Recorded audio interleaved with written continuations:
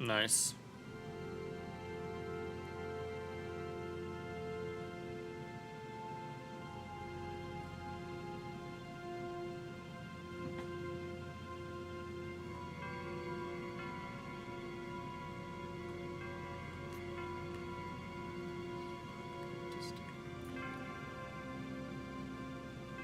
Apologies for not being talkative right now. I didn't get as much sleep as I wanted to. I mean, I did, but apparently it wasn't enough.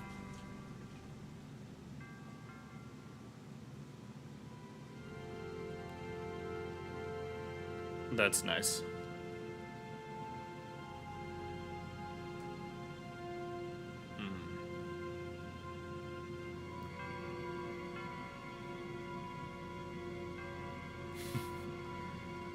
Really a year ago since that meme was a thing.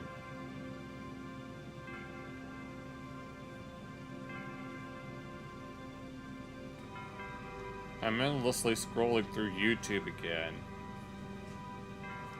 just to see if there's anything interesting.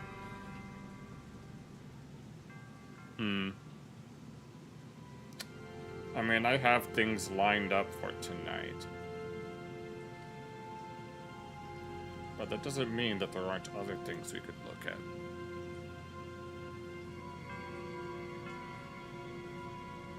That's nice.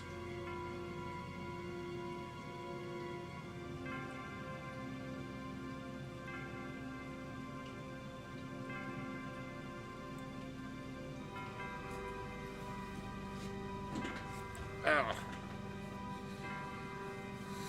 Nice.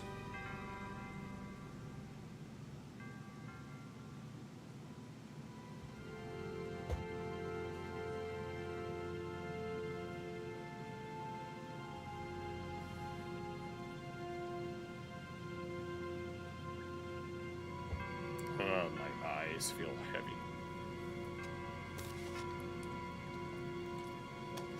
Ugh. Do you have anything else?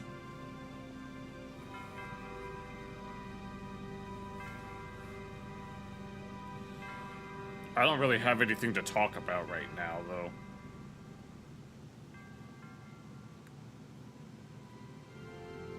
Besides a possible update, besides a minor update on the new Avatar outfit.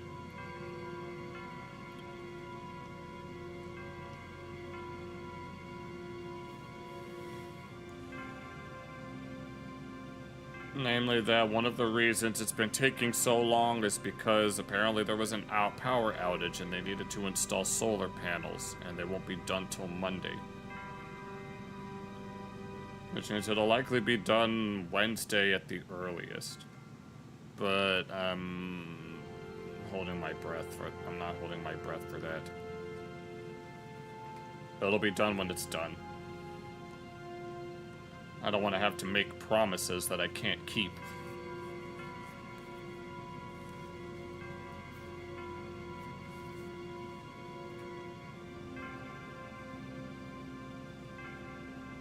Of course they have to do it on that day.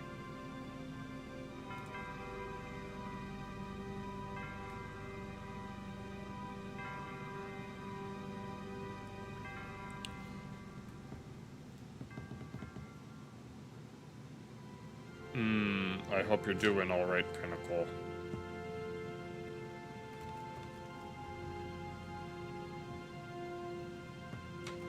Is this because of that game that you were playing?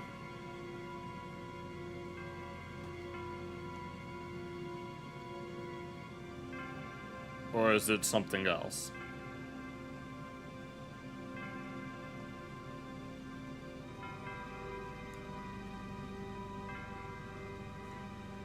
Oh, my eyes.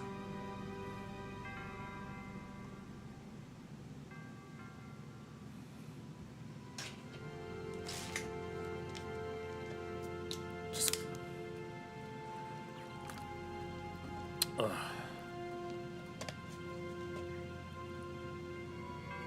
I could look at that. Right now, I'm just waiting for people to get settled. If they're able to show up.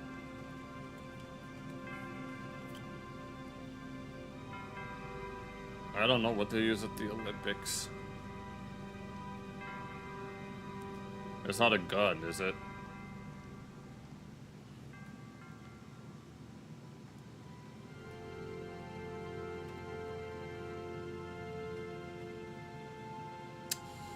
I'm surprised by that.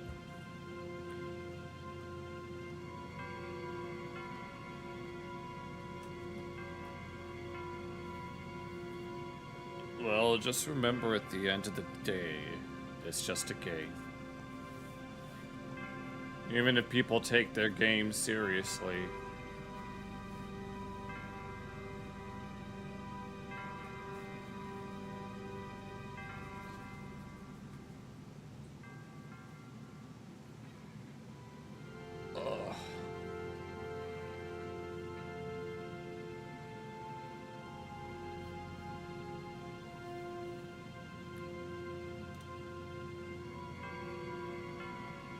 I honestly wouldn't worry too much about it.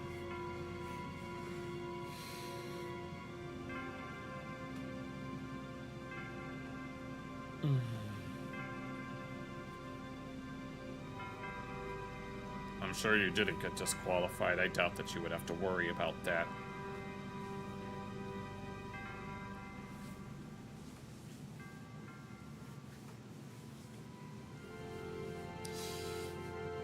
Oh, excuse me.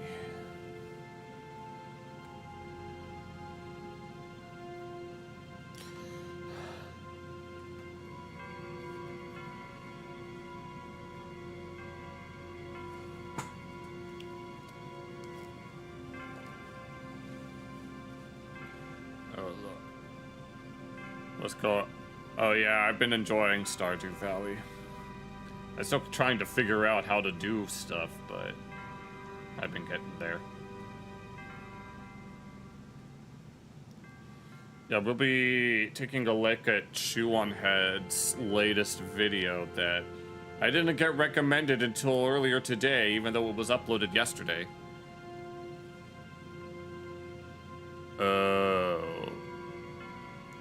Oh, is that the problem? Okay, no, that's just... I mean, I'd imagine being upset at someone when you know that you were supposed to do something together, but this is Roblox that we're talking about, right? You said it was a Roblox game?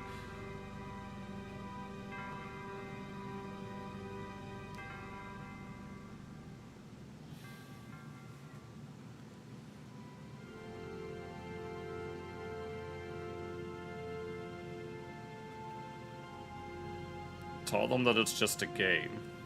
That's all I can say without giving too much advice, so to speak. Because I'm not... Because I don't think I'm qualified for that kind of thing. Oh, my eyes. Hibiscus Coast. You've been playing Retail Tycoon 2?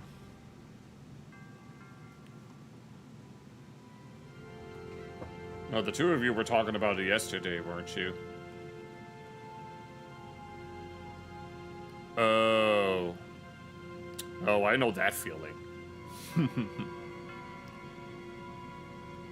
Y'all should know the kinds of games that I'm into. I'm usually into single-player games anyway. I mean, I'm not opposed to playing party games, but it can be hard to find someone or something to play with.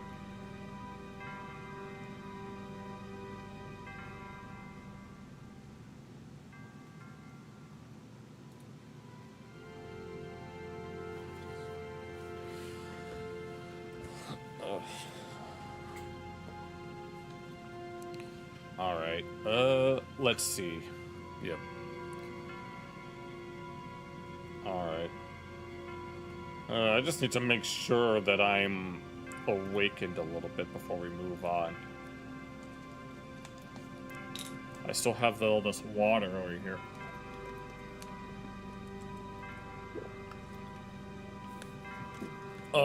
Give me one moment.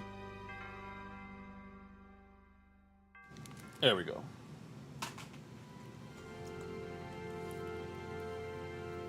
Oh, shit.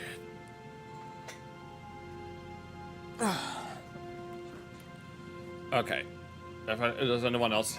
Well, there's a 1 minute delay between between the YouTube feed and chat, so I probably shouldn't ask too many questions. But I think we may as well just move on now. At least you had a good time. Yeah. Hopefully we'll all have at least an okay time. Let's be real. Bread is shiawase now. Oh god. Alright. We're going to take a look at Shoonhead's latest cultural slop video titled "He Was White. He Deserved It. The Delusional Defenders of Carmelo Anthony."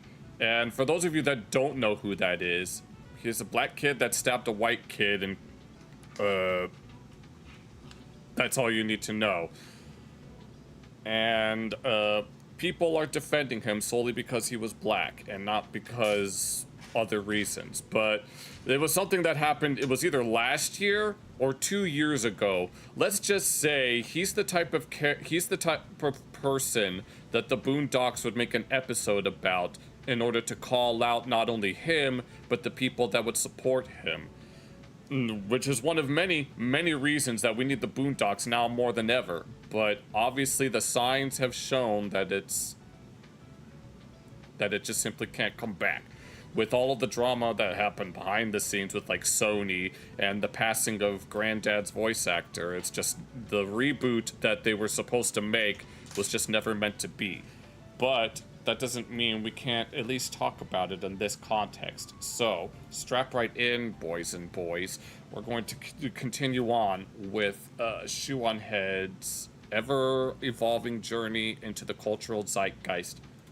Wake up, maggot! It's time for your annual race war! Oh, you didn't want to be in a race war? Well, too bad. You're in one. Your skin color is your uniform, soldier. Black people on this side, white people on this side, Italians. Yeah, during the 1800s, Italians and Irish weren't considered white, at least here in the US. How times have changed. We'll figure it out later. Attention! Which one of you lily lickers mixed the white Monster Energy with the Kool-Aid pineapples? How many times do I have to tell you? No Oh, there was someone that was DMing me about pineapples and Kool-Aid, saying that it was disgusting, and that they didn't like the fact that Asmongold did it. Personally, I don't really care. I never even heard of that until that DMer brought it up. So I don't even care at this point. Now get suited up, soldier. You're heading into your first battle. The comment section of the Nick Fuentes Instagram reel. Let's go. Godspeed. Hello, Glock. Can you be racist against white people? Yes. Hello, and that's the end of the video. Welcome to another episode of I am your host. Yes, welcome to Shoonhead. It's like ooh from Adventure Time, but it's You may know me as Timu Boxy, or perhaps the woman who footmogged Hassan Piker. Let's go. And now he wears a whole bunch of suits, pretending to be Nick Fuentes. Thank you. Thank you. I know a few of you have come here Genkimashita from that last video, so hello, new friends. And I came here from a whole bunch of videos. And old friends, please say hello to the new friends. Do not scare them away. No. Oh, I'll scare them away using my charming wits and good looks. The biggest things that happened when I was gone was the conclusion to the Carmelo Anthony trial. Now, for those of you he was found guilty, and people are complaining. who are unaware, for those of you who have no idea what has been going on, don't worry about it, kid.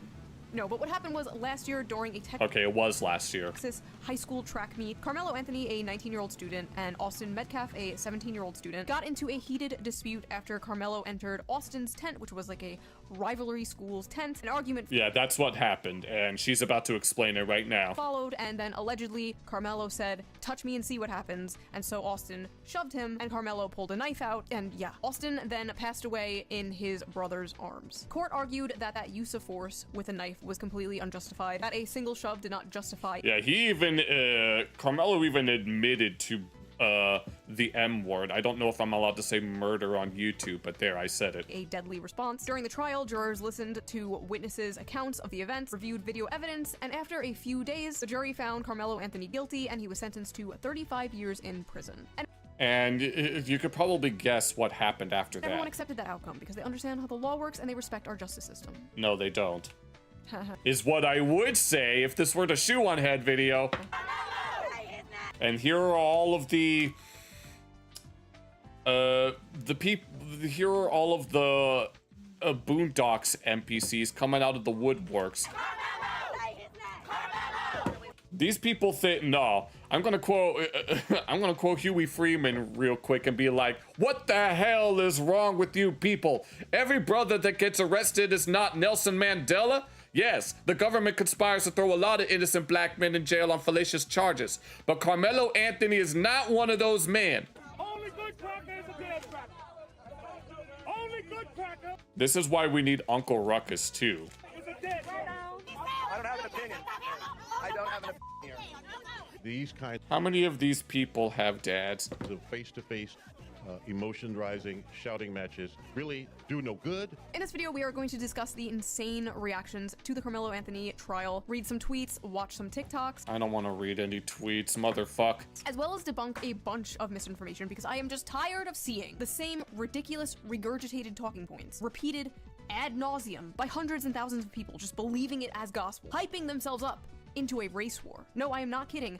That is how bad it is getting. Growing up, It's been like that for at least for well over a decade, if anything. I've noticed this since, what was it? Since either middle school or high school, one or the other. I was always told not to judge people based on their appearance, that it didn't That's what we were all told. matter what gender you were, what your sexuality was, didn't Nowadays, that's all that matters. matter if you were short or tall or fat or thin. I was always told that skin color was not important, and it's not.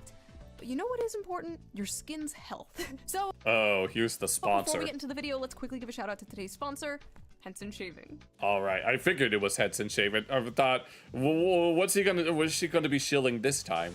Have you ever wondered what shaving cream is actually doing to your skin? It's fluffy, it's airy, it looks like it's protecting your skin. But the main ingredient in most of these cans is actually a propellant. That's what makes it foam up. But the foam is mostly just volume, not function. And the thing that I see. matters when you shave is glide, not volume. There's actually a clinical study that measured the skin irritation after shaving, and it showed that regular shaving foam actually causes more irritation than just shaving with water alone. Not I wouldn't notice because I haven't shaved since high school. just slightly more, measurably more. Aftershave bombs are also doing something similar. You put them on, you get the little cooling tingle, and you're like, that means it's working. That means it's working. Wrong. That tingle is just menthol activating cold receptors in your skin. It doesn't Actually, that actually makes sense. actually reduce inflammation or heal anything. It does nothing. A lot of guys end up treating the feeling of irritation rather than the irritation itself. Shaving is one of the most aggressive things men do to their skin on a daily basis. The blade passes over the same spot multiple times, stripping off the top layer of your skin, and then your skin is exposed and then loses all its moisture. But men just like rinse off and call it a day. So you got a shaving product that's mostly air, an aftershave that's mostly sensation, and a window between that nobody's addressing.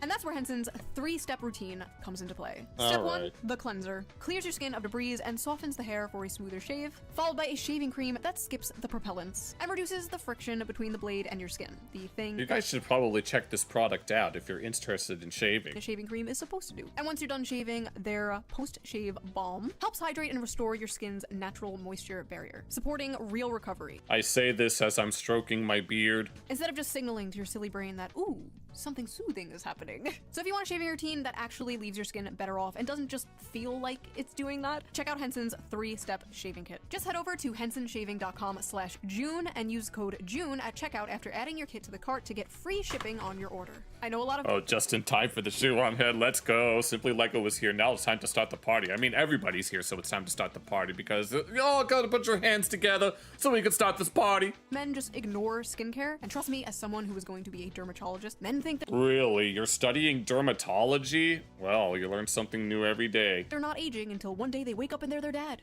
Take care of your skin. This is a great start, and your skin will thank you for it. Big thanks to Henson for sponsoring this video, and Thank you, the viewer, for not skipping the ad. Right? Now, let's get back to the video.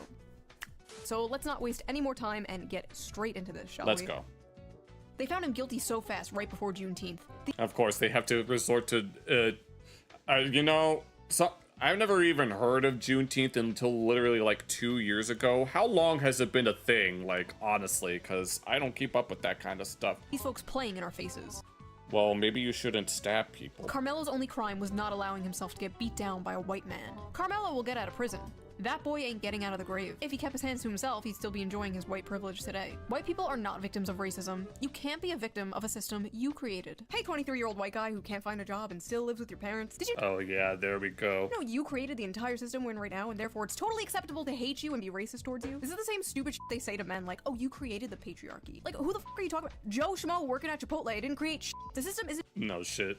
better Okay, I might be a little too tired to give any adequate commentary, but I'm gonna try anyway. benefiting white people at all. It's not benefiting anyone except the rich and powerful. The racism equals No, that's the thing. A lot of the people that have more sensible thoughts on all of this will see that it's more of a class issue than it is a race issue. prejudice plus power bullshit. Really one. No, that's something that the Proud Family reboot unironically believes. That one loopy-haired girl who was all like, racism is prejudice plus power, which is complete bullshit. And there's no way that the creator of the Proud Family actually believes that. Shot at these people, huh? Only a black child can be minding their business, get ambushed, bullied, and pushed around and become the aggressor for protecting himself. Do you want to know what actually happened? Carmelo was sitting in the seat. Austin told him to get out of the seat because that was Austin's seat. And so technically, in that case, you could probably put 2 and 2 together. But he was quite literally not minding his own business. He was in a rival's team tent and was asked to leave like a dozen times. Witnesses say he started escalating it into a fight and then stabbed someone in the fucking heart. That's not minding your business. No, we clear black intelligence. And who is that in the profile pic? Why did they hire that horrible lawyer? Had to be the worst defense in history. Absolutely no reason Carmelo shouldn't have testified. We gotta do better with who we hire to represent us. Plenty of black lawyers in Texas. His family raised. You call yourself black intelligence, yet you're an insult to black people that are actually intelligent. It's like $1 million on GoFundMe. Oh yeah, they have all these GoFundMes. And then blew it all on a new house and a Oh, there's no way that actually happened. They blew all that money. Now, I ain't saying she a gold digger, but she ain't messing with no broke. Cadillac. So then they had to get a public defense. And no, that's a pimped out Cadillac with spinning rims and machine guns and lasers. That's what they had to spend that money on. That baby was sentenced to 35 years. Baby, yeah. I love the community note. The murderer was sentenced to 35 years. That murderer was sentenced to 35 years. Black people, please carry more than a pocket knife. Get their asses before they can get you. What the hell? Okay, so it's a... You know, that's the... Isn't that the stereotype? Isn't the stereotype that black people all have a bunch of weapons and that's all they ever know? Aren't we supposed to be beating those allegations? I'm just saying. What do you mean get their asses before they can get you? That's literally what Carmelo did. He got Austin's ass. He killed him. Why the fuck are they acting like Carmelo was the one who died? 35 years on your first offense is over sentencing. Yeah, there has to be a retrial. This is blatant injustice. No, it's not. First offense. And the offense in question is murder. Your Honor, it was only his first murder. 35 years ago, killing a Nazi got you a Purple Heart, but now that a German American is president, it gets you a life sentence. Is he German? All white people deserve no mercy. Now, Austin Metcalf, That's called... Well, actually, I know what it's called, but they want to pretend that it doesn't exist. 17-year-old is a Nazi because he was white. Also, 35 years... Does this dude think World War II was in 1991? Black Americans, arm yourselves. No. This country is officially a terrorist state of white supremacy. Oh, good lord. How many of these people are Hassan Piker fans? No, let's just... But then again, Hassan Piker's gone on record saying that he doesn't give a fuck about what black people care about. So I don't even know who they're fans of at this point. You have no reason to abide by... No, actually, how many of these people are R. Kelly and P. Diddy fans? No, we're gonna go that far with it and they can cancel me all they want. Or follow any more laws in this country. Law enforcement and these politicians are all terrorists. Let it all fall. Time for judgment. You are in no position to be giving judgment. Just as I suspected, schizophrenia. I recommend logging the f off. Do these people just live in a completely different reality? A guy Yes. gets put in prison for murder, and they're like, wow, what's the point of even following the law anymore? Having a black son gotta be the tops of fears. I'm going insane. It was the white son that was murdered. Why are they acting like the black son was murdered? Why are you scared of having a black son? Because there's this song called Black Hole Sun, and it was supposed to wash away the rain, but instead, the rain washed away them. In this context. I don't even know if that made any sense. Oh, I'm so scared my son will stab someone and go to jail one day. Like, what? What? It's only self-defense when Well, maybe you should raise your kids better. a black kid dies. Literally, multiple witnesses, including black witnesses, including Carmelo's own friends, said Even Carmelo himself. Carmelo admitted to having murdered him. that Carmelo was the aggressor in the situation. Also, just in general, murder is not the acceptable punishment for a shove, for a push. That's not how that works. 50,000 likes on that bullshit, by the way. 50,000 people saw that and were like, hell yeah. Black kids are the only kids who can't afford to make mistakes without dire consequences. Your Honor, it was a mistake. My client did a little oopsie poopsie, a little f***y wucky. It was an accident. I didn't mean to stab that guy. It slipped out of my hand and just so happened to land on his heart. Woo, if you will. Black people are held to a higher standard than every other race. We are expected to be perfect, while others are given grace, excuses, and— Hey, stop. Just a reminder that this is all in context of the Carmelo Anthony situation. So I'm sure it held is. to a higher standard. In this case, the higher standard of do not stab people. I'm sorry, okay, go on. Now, how is that a higher standard, I ask you? One mistake by a black person gets used to judge an entire community. Oops, Oh, so you mean what you guys do to white people? The mistakes of white people, you blame those mistakes on the entirety of the race? No, they don't even, they lack the self-awareness to actually take this into consideration. I fell and my knife accidentally stabbed your heart. Austin fell onto Carmelo's knife trying to attack him because the knife is 3.5 inches. Why are, okay, The cut was only 2. you know, you don't have to put a knife in all the way. I'm crashing the f*** out. Please let the next one. No, I'm so tired that I can't even comprehend this, honestly. At this point, I'm just rambling. Be somewhat rational. Y'all gentlemen are so f***ing dumb. Y'all really thought that he was gonna get away with stabbing that kid to death. I can tell a lot of you were raised by hope. Oh no. Finally, a Wait. normal, sane person. A strong black father tells you early that you can't get away with the same shit whites do. Oh, What does he, God damn it. Had me in the first half. I don't understand. When do white people get away with stabbing? I don't think anyone gets away with stabbing. Not unless you, I don't know.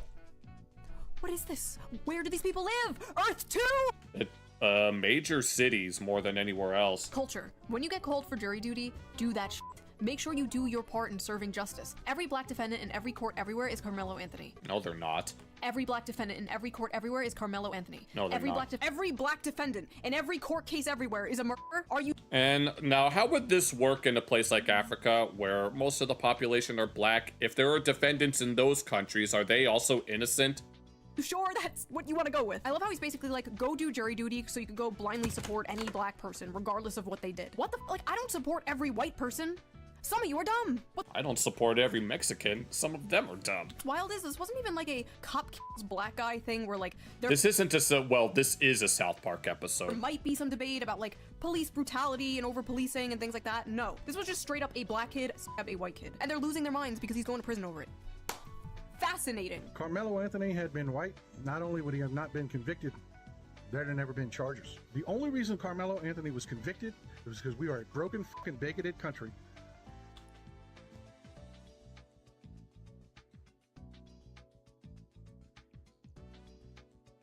I'm looking at the way this guy is dressed. He's got a fucking cowboy hat on, yet he seems to be the opposite of the stereotype of the southern redneck.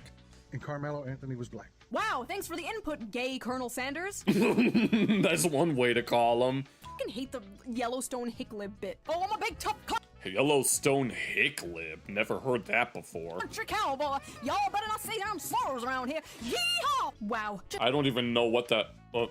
like, I'm going to take anything Cardi fucking B says and...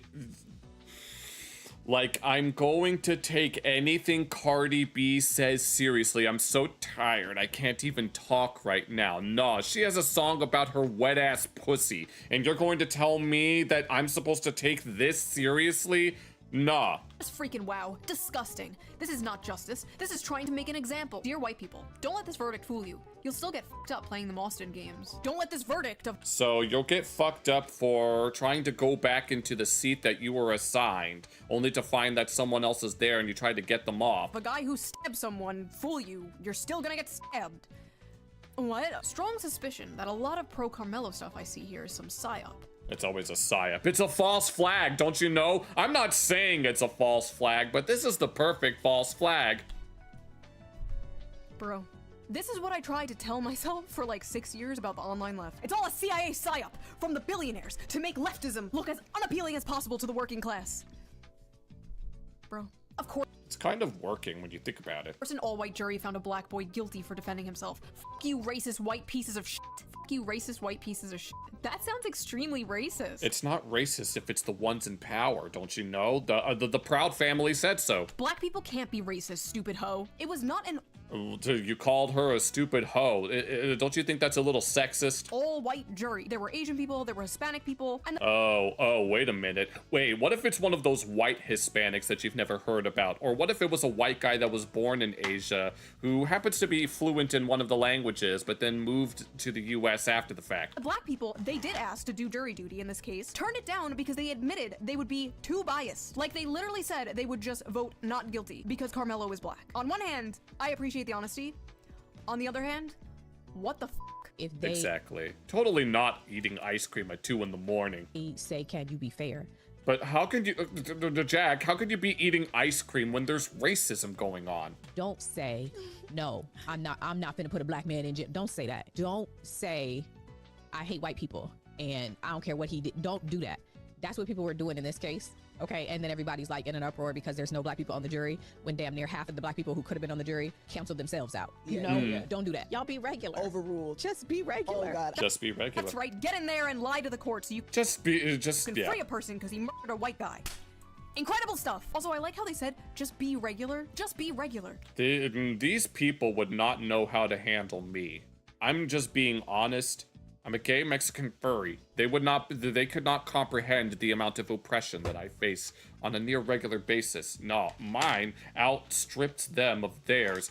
I'm trying to make sense, but it's very difficult. Just get on the jury so you can free the murderer, then return to acting irregular. This case is really— Yeah, that's the truth. That's the plain and simple truth, is that everyone has a little bit of, I mean, why do you think people tell race jokes all the time? No, here, I'll make a race joke about me. I can make a race joke about myself just by saying, ay, wey. Ay, carnal. Ay, taco burrito. Because don't think that because I got a lot of money and give you taco flip kisses, honey. Because I'm trying to catch the fish. I'm trying to catch the fish because I'm trying to get some money. affecting me, making me want to go to law school and fight for my people. I'm sorry, I'm confused. Your people being murderers? Is that what you're— Yeah, no. I belong to Murderia. That's the country that person belongs to. There's a place called Murderia where murder is basically, yes, equal opportunity discrimination. Pretty much. We are all equally racist towards all people, regardless of who they are. We get to celebrate our differences by saying, here's some Native American stuff. Yes. No, my name is Hannibal Lopez. I like tacos y burritos. I don't come from no Mexico. I'm Puerto Rican. Here's some Native American stuff that goes, ha, ha, ha, ha, ha, ha, ha, ha. And here's some Asian going, oh, found my lump. And then, what else do we have? Some other, I don't know. I could do that. I could do fake ass accents all day if I wanted to. Murderers, your people being murderers. Also, if by some miracle you happen to get into law school, you'll be disappointed to find out that intentionally stabbing someone and killing them is in fact murder, regardless of what your skin color is. And there were some people coming at me like, oh, I bet you'll defend Chud the Builder. And like, first of all, who the f is Chud the Builder? Chud the Builder. Oh, charged with attempted murder after shooting outside courthouse. This is how I know I'm getting old. They keep making these random fucking streamers in a vat overnight and then like releasing them. Did you hear about PP Boy 57? Like, no, I didn't. No, I didn't hear about. I didn't. I don't know who that is. If Chud the Builder killed someone, or in this case, attempted to kill someone, then he should face consequences for that. Yes. Yeah. Okay. It doesn't matter. Okay, your turn. Should Carmelo Anthony face consequences? No? Oh, that's weird. Looks like only one of us is the hypocrite here. See, I'm not like you. I have a functioning brain and an IQ of probably maybe over 100.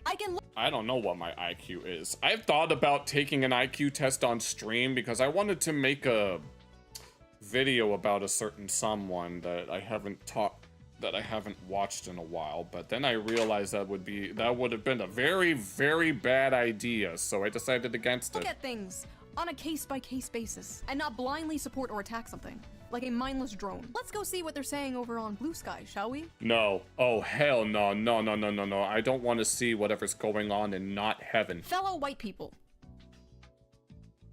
It looks like we're off to a really good start. I'm at most 60% white. But that's just being generous. You're 119. Nice. Never mind. I'm done again. Bye. Please. Stay out of black people's mentions about Carmelo Anthony.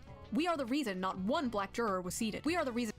No, you're not the reason. They apparently, Shuan had revealed that those people refused to go on the jury because they knew that they were going to be biased. And that an appeal filed on those grounds will surely fail.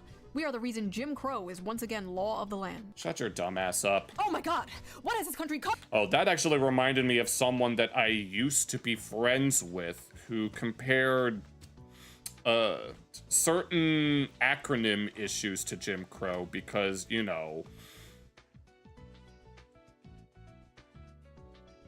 women's sports. When a man can't freely murder another man in cold blood and get away with it.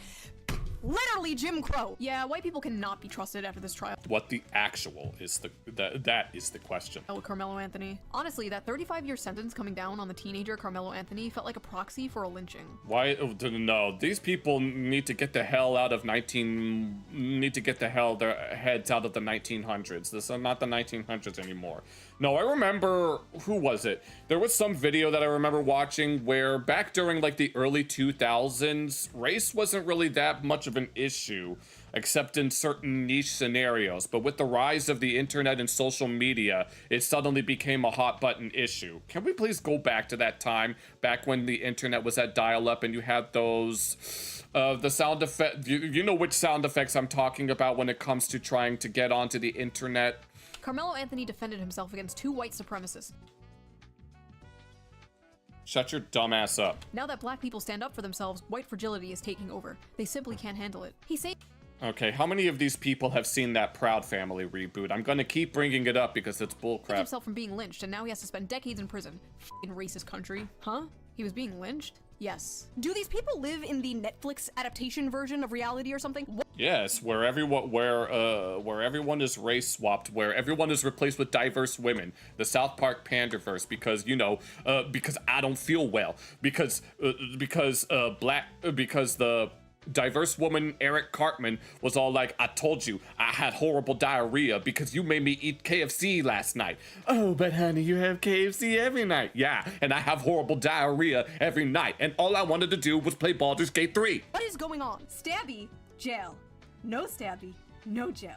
It's such a simple thing. It's like tying your shoes. It's called a loop-de-loop. The only reason Carmelo was convicted is because he was black. No, he's not. No, if this was a white boy, there would never be charges filed. Yes, there would. I decree that the people who was involved with this case will begin to reap the unjust decision upon their on head to 1,000 generation.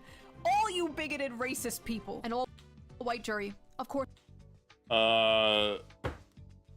So apparently Asians and Hispanics are white, according to these people. No, they said that there were Asians and Hispanics on the jury. Carmelo Anthony would be convicted. Not an all-white jury. Yes, an all-white jury. Stop trying to make excuses for racism. No, not an all-white jury.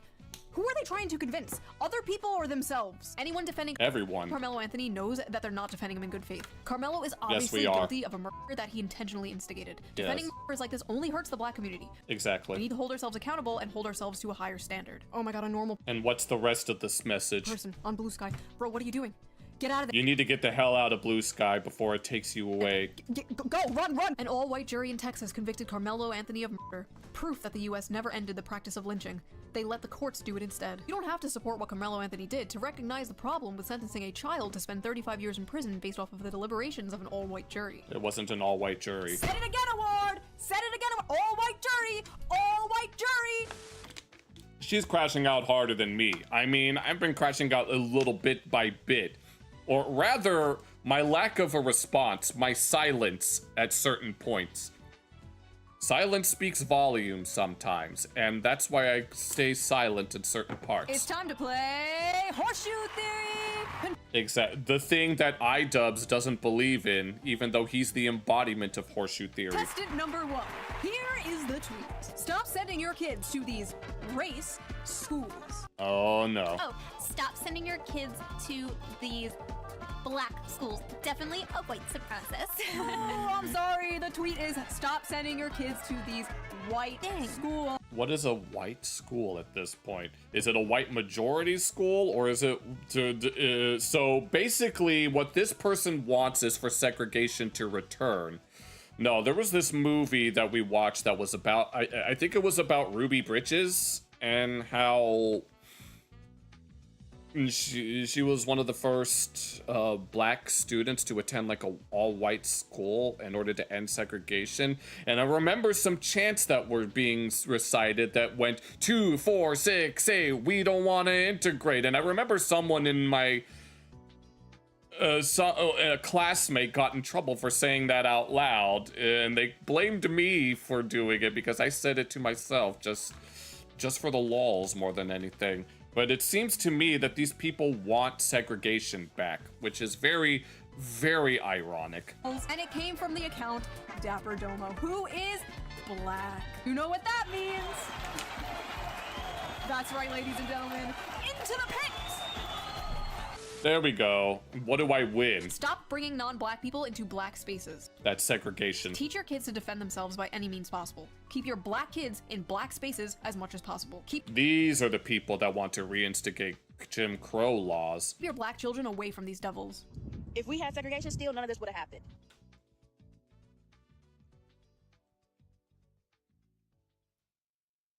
Once again, the silence. I literally don't know what to say there. He wouldn't have had no interactions with any white boy. These people... These same people that were complaining that we're living in a Jim Crow 2.0 unironically want Jim Crow 2.0. But these days, people apply Jim Crow 2.0 to things involving gender politics in particular, especially with regards to women's sports. Because we would have been in an all-black school. We are going to reverse engineer segregation, aren't we? Yes, that's what's happening. We don't want those evil white people drinking out of the same water fountain as us, am I right? Honestly? It's, no, for them, no, I mean, back during those days, they made believe that they were separate but equal, but a lot of those black spaces tend to be less adequate than the white ones, but now they're probably going to do the exact reverse. My honest, real opinion about this, my hot take of the video, everybody, here it comes. Lukewarm, microwaved, 4-day-old mac and cheese take, here it comes. If they want to go make their own, like, all-black schools, all-black towns, they should be allowed to. Go for it. Black people want to go create Wakanda? They should be able to. But how about an evangelical Wakanda that one North Carolina... whoever it was that she mentioned in a previous video. White people should be allowed to create Agartha. If people want to willingly segregate themselves, they should be allowed to go ahead and do that. Deadass, who cares? Everyone else can live in a desegregated society. They can go have their ethnostates. But you know, there is only one. But you can only do that if you're not white. One side that will not be able to do that. I always wondered though, let's say they do make a white ethnostate. What counts as white? Because 100... Exactly, no. I mean, people will say that race is a social construct, but there is definitely a genetic aspect to it. But as I mentioned much earlier in the reaction, Irish and Italians, and really just any Southern European, weren't necessarily considered white in the 1800s, which is why a lot of them didn't have too many opportunities in, what's it called?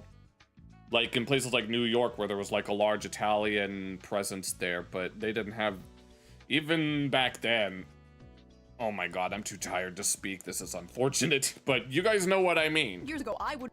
Yeah, you don't mind all black or all white spaces, you know, as a Mexican will be the one, oh my god. No, who was it? Jasmine Crockett said that they're done picking cotton, so they want us Mexicans to pick cotton instead for less than minimum wage. Not have counted. Trick question, Brett. As white. I'm Ellis Island mystery meat. You know. Oh, yeah. This. Is there like a one drop rule? Do they like whip out the eye chart at the gate and they're like, ah yes, A10. Oh no. You may enter. Is Brittany Venti allowed in the white ethno state? Honestly, she's like an honorary Aryan at this point. She white. Oh Lord have mercy, I don't even wanna. Mogs me. Anyway, we are getting distracted. Where were we? I definitely wouldn't be. I don't know if I mean, I'm half white at most. Ah yes, hell. We were. Welcome to hell. Or in hell. I'm black. I haven't stabbed anyone in the chest after being asked to leave a tent. I'm not in prison, I'm free. It's not hard to not commit a crime. Listen, I appreciate the sentiment here, but how did we get to a point where this is like a breath of fresh air? Exactly. Let's check the replies. Hopefully people are agreeing. What do you mean, hopefully people are agreeing? This is Twitter that we're talking about. Shut your hoe ass up. Emmett Till didn't commit a crime either. What happened to him? You're not black. I don't even know who Emmett Till is. You're not black. You're a boy, you ain't black. You may be black, but you ain't black. Shut your dumb asses up. Yes, because being black is supporting all black people everywhere regardless of what they have done. All the normal black people are just called, like, pick-me's. They're called pick-me's for having a brain and not going along with this race grief. If you disagree with the mob, you're a pick-me. Vince bullshit. You remember a couple years ago, a bunch of black college students wanted black-only graduations full of buzzwords and whatever. Yeah. Every time, like, they speak out about this, they're just called the C word, you know what I mean? The term for this animal. Oh, look, it's me, everybody. Yeah, they're calling me the second half of my name, the second half of my people. No, that's cultural appropriation. These are my people, brother. No, you can't use that word anymore. I'm taking that word back. I'm not going to say it on stream, but you know what I'm saying. Is that a slur? Like, I know what that's like to a degree. Granted, it's over me making fun of, like, women on TikTok, but, like, I know what it's like watching people in your community act like fucking morons. I feel you, my brothers. Oh my god. Editor. Edit that out. Edit that out. Too bad. It's still in there. By the way, if you want an uncensored, uncucked version of this video and all the videos a day early, sign up to be a member on my Patreon. Link down below. All Patreon members get the uncensored, uncucked version. You can hear me say fucking shit and Here we go. Anyway, let's get back to the video. Oh my god. This is a racist ass country. Damn, she got a massive chest. We're in a racist ass state. This is a racist ass court. You got a big ass chest, be it. There ain't nothing else to talk about. First of all, I forgot what I was gonna say. I just... Exactly. That's me on a regular basis. I'm gonna be completely honest with you. I'm staring at her titties the whole time. Though she's not wrong. I was doing the exact same thing. And this is coming from someone who's gay. And I was staring at that massive rack that she had. Oh, because of just how comedically large they were. I mean, no offense to people that do have a big rack. There's nothing wrong with that, unless it, I mean, besides possible back pain, but you know. Those are giant titties. Just left the courthouse and any white person can get it for real. I don't give a f. You look like the kind of guy that would want to beat someone up. Okay, dig Austin Metcalf up and stab his ass again. Apparently, a bunch of people on TikTok are doing the Austin Bop, where they dance to a song made about Austin Metcalf's murder while... Do they do this with that Charlie Kirk song or whatever the hell? Reenacting the stabbing? Yeah, we all must be racist. If we're able to say that in public without having fear. I learned my... No, fuck all these motherfuckers. No. No, Huey Freeman fucking shaking his head harder than he ever has. No. Stuff like this is why we need the Boondocks. The Boondocks would be merciless against these people. Uncle Ruckus would most certainly be merciless. They were also making AI photos of themselves pissing on Austin's grave. You know, I was always told not to judge people by the color of their skin, but by the content of their character. And boy, am I judging these people by the content of their character. Yep. What the f? These people are freaks. Martin Luther King Jr. would be rolling in his grave looking— No, him too. No. No, no, the episode... Oh my god, the Boondocks references just keep coming. No. Yeah, there's the whole... Some 4 decades later, after Martin Luther King woke up in a coma, what did he find? A whole bunch of trifling, shiftless, good-for-nothing brothers. Looking at all this. Carmelo Anthony, a black teenager, has been sentenced to 35 years in prison after being convicted by a jury with no black jurors. Oh, God. Oh, look, it says be a king, and I'm pretty sure they probably partook in the No Kings protests. Here we go again. No black jurors. Who is this moron? Who is this idiot? Oh! Martin Luther King Jr.'s daughter. Oh, hell no. That's who that is?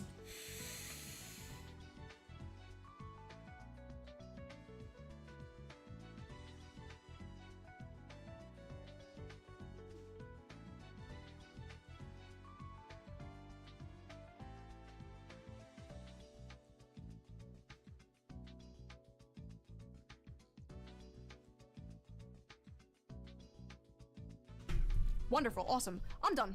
I'm done. It's been a good 12 years, but I'm done. Channel's done. Video's over. This officially broke me. I'm done. Go watch Moist Critical. Go watch Asmongold. I'm done. Yeah, I mean, we took a look at Moist Critical the other week. And right off the bat, man, free Carmelo. No. Straight up. I don't Expensive Carmelo. That's what we need. give a fuck about no white lies. That cracker. We smoking on that Austin Pat. I don't care anymore because it ain't no good in this. It ain't nothing good that's in this. But they trying to lay the law down. All that. Y'all gotta give it up. Y'all gotta give it up. Like, I don't care anymore because it ain't no good in that It ain't nothing good that's in this but they try to lay the law down up that Y'all gotta give it up. Y'all gotta give it up. Rakai be like, there's Ebonics, and then there's whatever the hell that was. You're done with. We should just ban Wi-Fi and go. That was the point that I was making. That was the joke that was the point that I was making earlier, Jack. Because I don't want to have to repeat it, because I don't really like repeating myself, even though I do it quite often. But yeah, back then, people didn't really talk about racism all that much, except in these scenarios. But obviously with social media, all it did was amplify things. Which is why I don't have one, and honestly, I know I've been on the fence about getting a Twitter just for the sake of updates regarding my channel, but I'm at the point to where I just don't care. You want to know what I have to say? You're just gonna have to wait. Beautifully said. Thank you, sir. There isn't a black American on earth that is surprised by what just happened to Carmelo Anthony. Not one. I'm sure there are a lot of black Americans that are surprised that you're defending him. One black face in that jury box, not one peer, not one person who has ever navigated this country in melanated skin.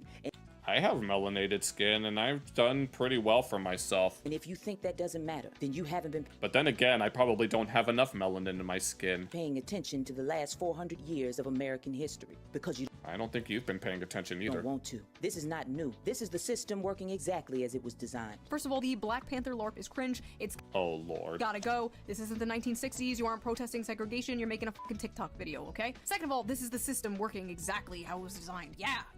I'd hope when you kill someone, you go to jail. Like, am I missing something? It was actually a refreshing change that the system was working for once. I'm tired of waking up to headlines. Yeah, illegal immigrant who raped a corpse on NYC is slapped with 5 years in prison. Man who raped corpse on subway gets 5 years in jail. Like, I'm not kidding. That was like a real headline I saw the other day. I'm sure it was. I'm gonna say it since nobody else can say it.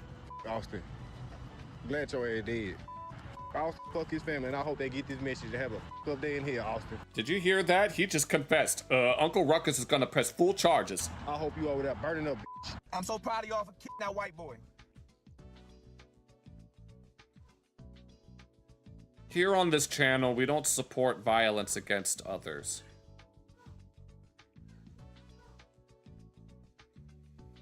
Enough said. See, they not used to this happening to them, y'all. I'm pretty sure what do you mean they're not used to this shit happening to them? You know how often it happens on a regular basis? I mean, South Park makes tons of jokes about this. My only problem is... I'm surprised that South Park hasn't done an episode about this in particular. It should happen. But I do remember the only reason that they focused so heavily on the current administration is because it was the predominant culture. And they tend to make fun of the predominant culture. But it's about time that they started doing it. I don't even know what I'm trying to say anymore. Can we please pick a day we just while you up? No. I wish I knew what a little white boy grave was so I can go spit on that bitch. How the no. Are any of these videos still up? They were so. He dresses like he would do that. Let's be real. Something straight out of GTA. So many of these videos. Is that you can. Are these people? So, what can you start? Like CIA psyops. I'm doing it again. What are you doing again? This got so bad that people were actually going out and assaulting white people to get revenge. Obviously, I can't show these videos. You know, that reminds me of when the colored people were assaulting Asians because of COVID, yet nobody ever talked about that because they're already colored. But there were multiple incidences of this. These people live in a delusional, alternate reality, and they're becoming radicalized to take revenge for that isn't even happening. But like every other... I've seen it. I've seen the signs growing up while in school there would be these school mandated little, I guess, seminars, for lack of a better term, where you could probably figure out what I mean when I say that. I distinctly remember I think it was during Black History Month, where some girls were doing a performance where one of the things they did is that they did some sort of marching, stomping routine where they were spelling out a word that means a type of Ethiopian king that's spelled Negus, and you could probably figure out how to pronounce that word on your own. Week, I have to and so I've seen it since way back then, even, and even within, like, I mean, people will talk about that even in the state of like universities, among other places, where a lot of this, let's just go, I mean, I don't want to have to call it woke ideology, but that's kind of what it is. It's radical woke ideology. I remember,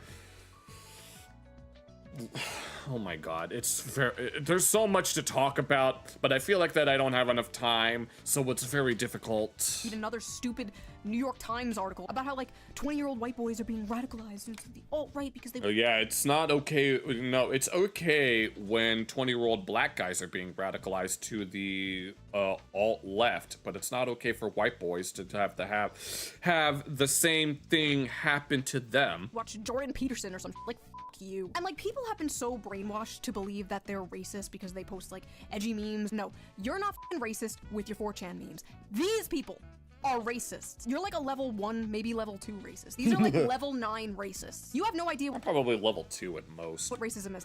I've seen your friend groups. Racist friend groups do not care what race you are, as long as you are also racist. These people are significantly more racist than you will ever be. Hell, even the KKK, level 10 racists, wore hoods to conceal their identity. These people— Yeah, but those other, obviously, yeah, they don't care. They want you to know. Are out here posting this full government name and face. I got 5 boys. I don't know what, I ain't got nothing to tell them no more. I deadass. You ain't got nothing to tell them no more? How about stop killing brothers in the street? Gotta look at my sweet innocent son one day and explain to him that people hate us simply because we were born black. No, they hate you because, well, they're probably gonna hate you because you're raising your son to make believe that murder is okay so long as they have lighter skin. What am I supposed to tell my son? I don't f***ing know. Not to— Murder is wrong. People, like, okay, sorry. I don't know what it's like to be black, okay? I don't know, maybe it's a completely different— I'm honestly too much of a mutt to know what it's like to be quote-unquote collared anyway. Experience that I will never understand. But in this case, nobody is hating Carmelo because he is black. They are hating Carmelo because he killed someone. I basically said this on Twitter and some liberal account was like, remember when Shu was a leftist? Oh, Lord have mercy. Do you know how many times that Shu has said that she's left-wing? She's even gone on record saying that she doesn't even know how to leave the left. Ah yes, the famous leftist policy, being pro-murder. I remember back when Shoe on Head was pro-murder. Silly me, how could I fall so far? Leftism isn't about wealth inequality or workers' rights, no, it's about letting black people stab white people. Clear. Oh, someone at work was talking about this earlier, where the only reason that he doesn't join the Democratic Socialist Party of America is because they focus so much on identity politics. He said to another co-worker that if they were to just get rid of all the identity politics, then he would join that party like there's no tomorrow.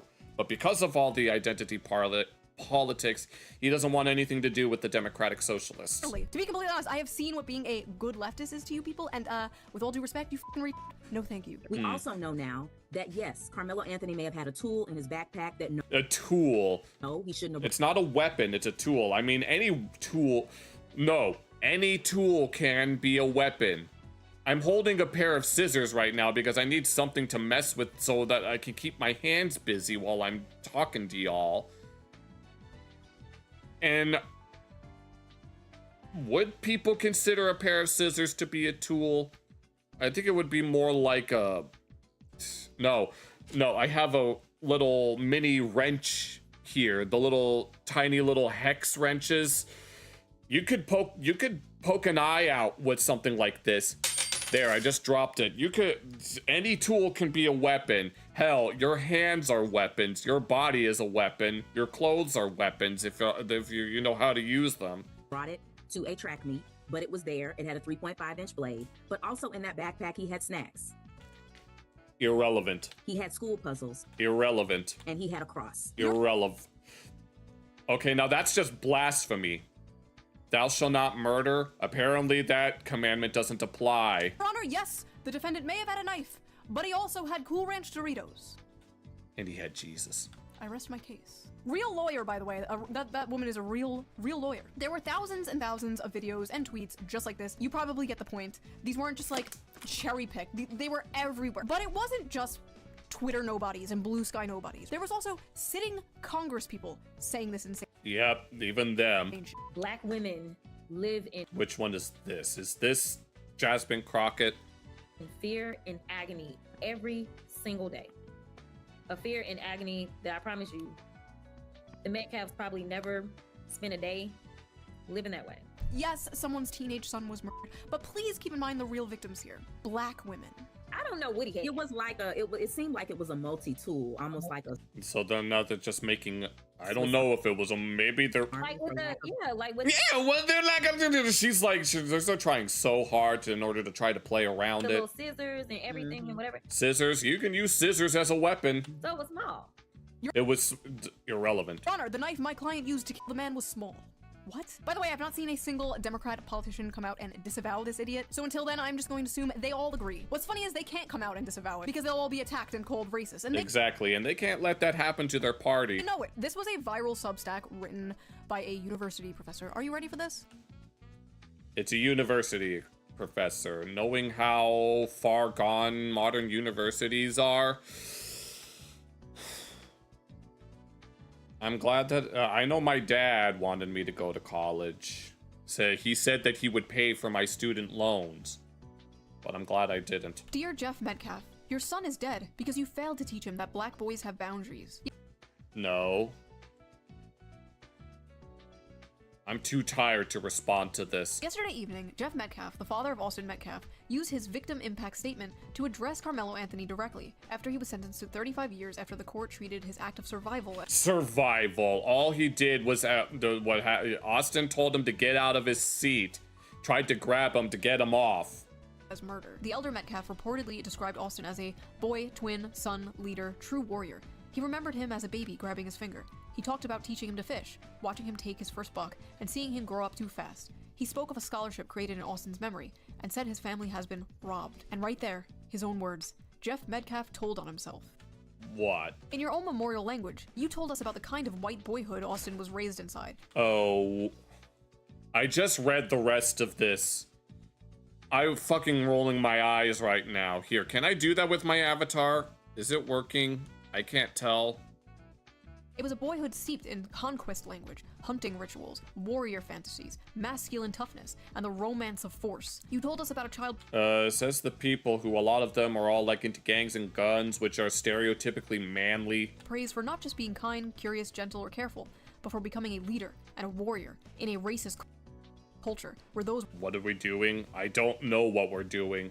What is anyone doing at this point other than living in the cultural zeitgeist? Words too often mean dominance. This psycho saw a grieving father describe his son as a leader and a warrior and freak the fuck out because his son is white and therefore that's like white supremacy or some shit. In their world, white people are like only allowed to hate themselves, right? That's why libs are. I mean, that's what there's a lot of white people that hate themselves. Are often the way that they are, just like absolute cucks, just like rolling over and showing their bellies. Haha, white people can't dance. Haha, white people like. Oh, you guys need to see me dance. Are you kidding me? No, there was a friend of mine that I remember doing little. Sometimes I would do dances for my friends, and then one of my friends said that I'm more black than I am Arab, even though I have Arab ancestry. They don't season their food because being anything. Because it tastes like nothing. Other than that, gets you treated like this. Reminder that this is a professor in a college teaching students. Who's reading way too deep between the lines, using idiomatic language more than anything. Anything else. Idiomatic and metaphorical, and he decided to dig deep into something that wasn't supposed to be there. Yes, when you say he was a warrior, it's just, something strong and brave, but instead they decided to extrapolate something that was never supposed to be there. Right now, and you wonder why people are the way that they are. I swear we had it made in the 90s. I swear that was like peak normalcy. Do you feel that way? No, that's what how a lot of people think. You know, Nick, Nickelodeon in the 90s. Yeah, people remember the 90s very fondly. I remember well, I was born in late 97, so I don't remember the 90s, but I know that was a very peak time for cartoons in particular, where you all had plenty of people of different races hanging out with each other, and nobody batted an eye. Nobody cared that Arnold's best friend Gerald was black. Nobody cared about that, or how Gerald had a thing for Phoebe, who was half Asian, or Tommy Pickles hanging out with Susie Carmichael and Kimmy Finster and all that. Nobody cared about any of that stuff back then, but now all of a sudden it's a very big deal, especially when it comes to race swapping in movies, making believe that it's somehow a good thing and how it's somehow representation, even though it's just taking characters of a different race and basically the way that I imagine it is that trying to make Snape a black character basically implies that a black person can't have their own character unless that character was originally white. And then there's the whole, like, what was it called? The Odyssey, where they tried to make, who was it, Helen of Troy played by a black woman, even though she was Greek. And then there's Cleopatra, even though she was Greek. And then there's Assassin's Creed, where we don't know if Yasuke was a samurai, just based on what we know about him. And then they wanted to make believe, Ubisoft wanted to make believe that it was a great way to learn about Japanese history. Wait, maybe I'm just like a stupid Oh, you're Romanian? I'm like 12% Arab on my dad's side. millennial, like, nostalgia because I was a child back then and didn't know. I don't know. I kind of feel like race relations were better back then because it was all like, oh, we don't see color. And then they flipped it and they were like, actually, if you don't see color, you're racist. You have to acknowledge your white privilege and you're a colonizer. Like, what the f? I feel like they tried to do that to ancient history. They want to make believe that the ancients didn't see race, even though they most certainly saw race. As a matter of fact, the Norse considered sub-Saharan Africans to be blue rather than black because they associated the color blue with things that are exotic and mysterious. my worldview's just been shattered. Like, what do you mean? What do you mean we can't just all be in a circle and sing Kumbaya? What is this? Like, I was always taught from my parents, from my teachers, like, we shouldn't judge people on their skin color, blah, blah, blah, blah, blah, blah, blah. And like, were these people just not taught that? Were they not taught that? I feel like they were just They were taught the opposite, either by their parents, or lack thereof, or the school. taught from a young age, like, white people bad, like, was just hammered into their fucking heads. That's actually kind of the truth, because of just the way that we learn history. And like, honestly, like, white people get told that in like university. Like, they go to college and they get told white people bad, white people bad. It's really upsetting that a family When someone says that colonization ruins everything, even though colonization is the reason why Latinos exist. So you want your big booty Latina, so you like big booty Latinas? You can thank colonization for that. I'm just saying. Had to bury their child, and it's all being overshadowed by insane people trying to make it about race. In a normal world, it wouldn't be about race, but we don't live in a normal world. I would like to believe a majority of people don't believe in some, like, civil war, race war thing and still believe in the kumbaya bullshit. Like, I just want to be like, okay, this is just a minority of crazy people on the internet. At least that's what I tell myself. I mean, given the amount of videos that we've seen, it might not be as small of a minority. So that was that video. Hopefully you got some enjoyment out of my brain breaking. If you like this video, please subscribe. And if you can, donate to my Patreon, link down below. We have started doing Patreon only live streams. The last one was a lot of fun, so I would love to see you there at the next one. And I will see you guys soon with a new video. Okay then. Well then. I just drank 2 bottles of water in a row, which I don't know what to make of that. And it's supposed to keep raining until 3 in the morning, but... Well, we finally got the latest shoe-on slop out of the way, which... about as typical of a shoe-on head video as it's gonna be. But, yeah. I'll be right back. I'm gonna head to the bathroom.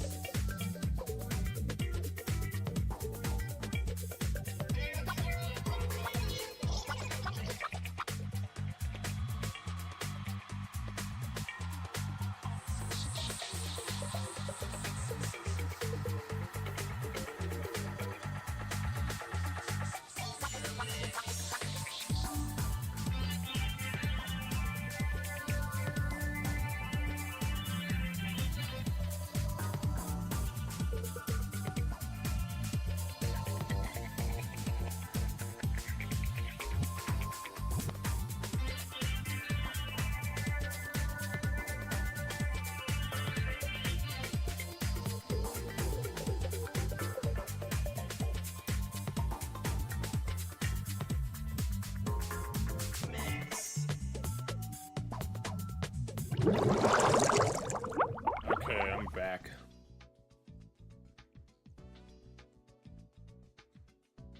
Oh, Lord have mercy. Alright, do we have any... Well, I probably shouldn't ask if anyone has any thoughts to say, because I know there's a 1-minute delay, and by the time I move on to something, someone will message. So the message will finally pop up, and they'll be like, oh man, now I have to talk about that. Let's see. As it turns out, I didn't have as much to look at as I thought, which is a little unfortunate, but actually, I've been holding off on this video right here for a while. Give me one moment.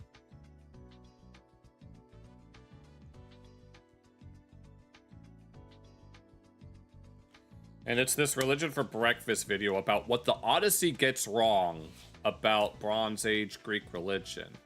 And when I saw this video pop up, I was wondering if he was going to bring up the race swapping, but I can understand why Andrew wouldn't want to bring up the race swapping. That will obviously get him canceled, and I'm pretty sure that's the last thing a guy like him wants to get involved with. I do know a thing or two about the actual story of the Odyssey. We did a project about the Odyssey in like 8th grade English class. We all read the Odyssey. Why is there a delay? That's just how YouTube works. With Twitch and Kick, it's immediate. You guys receive the feed, and then you could leave a message, then I'd be able to read it immediately. But with YouTube, there's a 1-minute delay between you guys receive the feed and when I receive your messages. That's just how YouTube is. I don't know why they don't want to improve it. They're too focused on letting AI slop channels run amok. But, you know.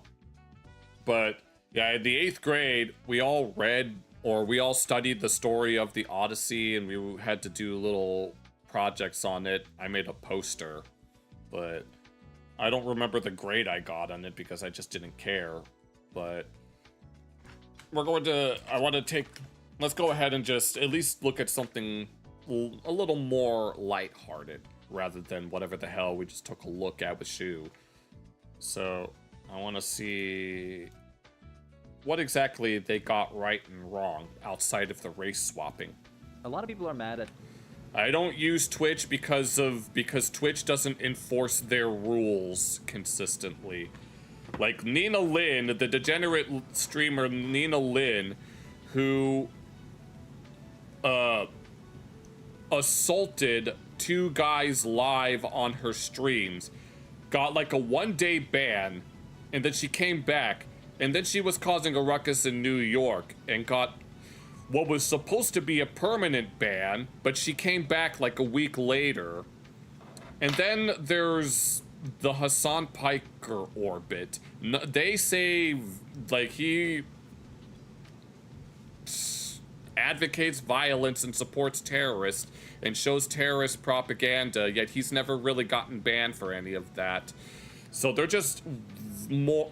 So I have basically ethical objections to all of that. But then again, I don't know what I'm talking about at this point. It's like, I just don't want to go on that site, even if it would be beneficial for me. And then I tried to stream on Kick, but the only interaction I ever got on Kick were spam bots trying to get me to buy view bots, or jackasses that were talking shit.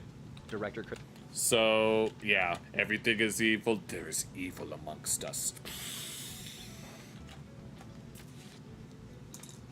It's written all over the world. But we can just go ahead and move on with this. A lot of people are mad at director Christopher Nolan right now.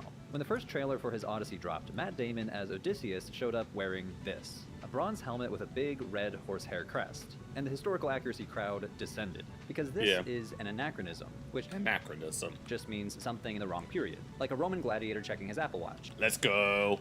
This helmet is an What, you're telling me they didn't have time travelers back then? Come on, Andrew. anachronism because the Odyssey is set at the end of the Bronze Age, around 1200 BCE, at the end of what scholars call the Mycenaean civilization, the first Greek civilization attested in writing. And we actually know what Mycenaean warriors look like. This is the Dendra panoply, a suit of armor made out of bronze plates from neck to knee, topped with a helmet made of boar's tusks. But it's not stylish. Don't you know they have to put I'm pretty sure the only reason that they have those apparently they're horsehair plumes. The only reason that they have them is because that's what most people think of when they think of ancient warriors. If it doesn't have that thing, then it's clearly not an ancient warrior. So it's probably more for spectacle than anything. So the critics have a point, but they're also assuming that Homer himself is a reliable guide to the Bronze Age, and scholars used to think that too. In the 1870s, archaeologist Heinrich Schliemann dug up the Palace of Mycenae, basically with a copy of Homer in one hand and his shovel in the other. And when he found a gold death mask, he announced he'd gazed on the face of King Agamemnon himself. Well, do we know that that's Agamemnon? Now, almost no scholar believes that. Oh, who is this? Someone just messaged me. It says this video was age restricted. I don't know what that is. Someone sent me a video, but we can look at that later. Today, Homer is a complicated source. He's telling a story set in the late Bronze Age, but Homer himself, if he even was a single historical person, would have lived in the 700s BCE, and the poems may not have even reached their final fixed form until the late 7th or 6th centuries BCE. Yeah, at that point, Homer is more just a composite and more than anything else. Whether or not he actually composed the Iliad and the Odyssey, or whether or not it was a collaborative effort and that he simply compiled them, remains to be seen. Either way, that's a gap of 500 years at least between the Mycenaean palaces and Homer's epics, roughly the distance between Christopher Nolan and Christopher Columbus. No kidding. I mean, yeah, I mean, Cleopatra lived closer to the moon landing than she did to the construction of the pyramids. And it turns out that both Nolan's Odyssey and Homer's Odyssey are full of anachronisms. Sometimes Homer gets it right. He actually does describe Odysseus wearing a boar's tusk helmet. An amazing detail for the historical accuracy crowd. But sometimes he... For some reason, my computer's been doing that lately. Gets things wrong. And armor is the easy case. We have the armor. Nolan could have modeled his costumes after it. I'm more interested in whether... But he didn't, because it's not popular. Nobody's gonna look at that and think, oh, ancient warrior. He gets the religion right, and that's much harder to check, because there's religion as Homer describes it, and religion as the Mycenaeans practiced it. Homer's poem... And we don't really... Do we even have enough archaeology to show how they practiced? ...are full of gods. Athena, Zeus, Poseidon, Hermes. But it's fair to ask, are these anachronisms too? So today we're exploring Mycenaean religion, and to learn about it, we can't just... I do know... Wait, who was it? Oh wait, I'm thinking of I'm thinking of something else. I was going to say, I think we know that Hermes was like not that old, but he actually was, I think. Read Homer. We have to go to the evidence they left behind. Our main source of evidence for Mycenaean religion is a writing system called Linear B. Yeah. It's the earliest written Greek we have. As opposed to Linear A, which hasn't been deciphered, so we don't know what language it is. Script pressed into clay tablets where each sign stands for a syllable rather than a single letter. It was deciphered in the 1950s when scholars suddenly realized that the language of the tablets was the earliest form of the Greek language attested in writing. The Linear B tablets come from a few major centers: Knossos on Crete, Pylos and Mycenae in the Peloponnese, Thebes in central Greece, with a scattering from elsewhere. And they're basically administrative texts. Palace bookkeeping from the palace accountants. They record livestock, grain, bronze, oil, personnel, all moving around the palace economy. That pretty much describes a lot of writing systems. When they were first being developed, especially in places like the Middle East, they were just used for bookkeeping. Interesting if you're a fan of ancient economics, and who among us is not, but... I don't know if I would call myself a fan of that. Not exactly the most useful data when reconstructing ancient religion. As the scholar Thomas Palaima... All we really have are things like statues and artwork. Puts it, we find in the Linear B tablets no myths, hymns, prayers, ritual prescriptions or laws, or sanctuary regulations. Yeah, most of that stuff would have been passed down orally more than anything, and they wouldn't have been written down. excuse me, until later. In other words, we have nothing where a Mycenaean Greek tells us in their own words what they thought about the gods, why they mattered, and how to worship them. What we have instead are gods showing up as line items in a budget, basically as the recipients of various offerings. Here's an example. This is tablet PYTN 316, a document from Pylos. Each line lists the sanctuary and the gods to which offerings are given. At Sfagianes for Potnia, Manasa, Poseidaia, Triceros, Dopotas. At the sanctuary of Poseidon. Then it lists two goddesses, Forguoia, Comowentia. At the sanctuary of Pelewa, Ephemedia and Diwia. At the sanctuary of Zeus, for Zeus, Hera, and Drimios, son of Zeus. It's not much to go on, but we can learn a lot from this. The name of gods, the locations of specific shrines, and possibly the clustering of certain gods, like Zeus, Hera, and this otherwise unknown son of Zeus, Drimios. But it's kind of like learning about Christianity 3,000 years from now, but the only record that survives about the entire religion was the financial ledger from a megachurch accountant. That's actually a very good comparison. You could learn a lot from that. You could learn that money flowed to the church on certain dates, usually in the spring and around December 25th, and from that you could reconstruct a rough liturgical calendar, that important festivals must have been celebrated in spring and late December. You'd also see line items for a lot of wine and bread, which might tell us that they were features in an important regular ritual. And you might even see a salary for someone with a religious title called pastor or priest or deacon, enabling you to piece together a rough sketch of their religious authorities. But you'd never recover from a ledger alone what anyone believed about Jesus or the Trinity or the gospel stories. The ledger records what the institution considered to be worth tracking financially, and belief, theology, mythology, and rituals don't necessarily show up in a budget. So with the limits of our sources in mind, let's start with something we can learn from the Linear B tablets, the Mycenaean Greek gods. Roughly 50 to... Yeah, I do remember like a handful of them. I know that the pronunciations of the names are different, but like one of the things they did was they distinguished between the heavenly gods and then earth gods. And I know that the Olympians were like the heavenly ones, and then the term that they use for the earth, well, the scholarly term is chthonic gods that we refer to those as the earth. I can't remember what's from what. I just remember watching an overly sarcastic productions video about it, specifically with regards to the history of Hermes and and how complicated it is. 60 individual gods are named in the Linear B tablets, and some are recognizable and many are not. First, there's Zeus. His name appears in the tablets as Diwe. There was probably an S at the end of that, pronounced something like Diweus. The name goes back to the Proto-Indo-European word for shining sky or bright sky, which may indicate he started as a sky god long before the Mycenaeans. Yes, and it's Dios Bahter, which is the daylit sky father. I talk about this in one of my videos, actually, if you're interested in the Proto-Indo-European sky god. And Zeus appears all over the tablets. At Khania on Crete, there's a whole sanctuary that bears his name. And on that Pylos tablet that we looked at, he receives a gold vessel, and he's grouped with Hera and a figure called Drimios, son of Zeus, a divine child who doesn't appear in later Greek mythology. Hera appears as Eros. At first I thought that may have been an epithet of Dionysus, just based on the similarity. And her pairing with Zeus in this tablet may indicate that Zeus and Hera were already considered to be a divine couple as they appear in later Greek literature. Though we can't be 100% sure. The tablet puts them side by side, but it doesn't tell us they were married. Mycenaean Zeus possibly had another female companion who appears as Diwia, which is simply the feminine form of Zeus's own name. Same root deriving from the concept of the bright shining sky, but as a feminine noun.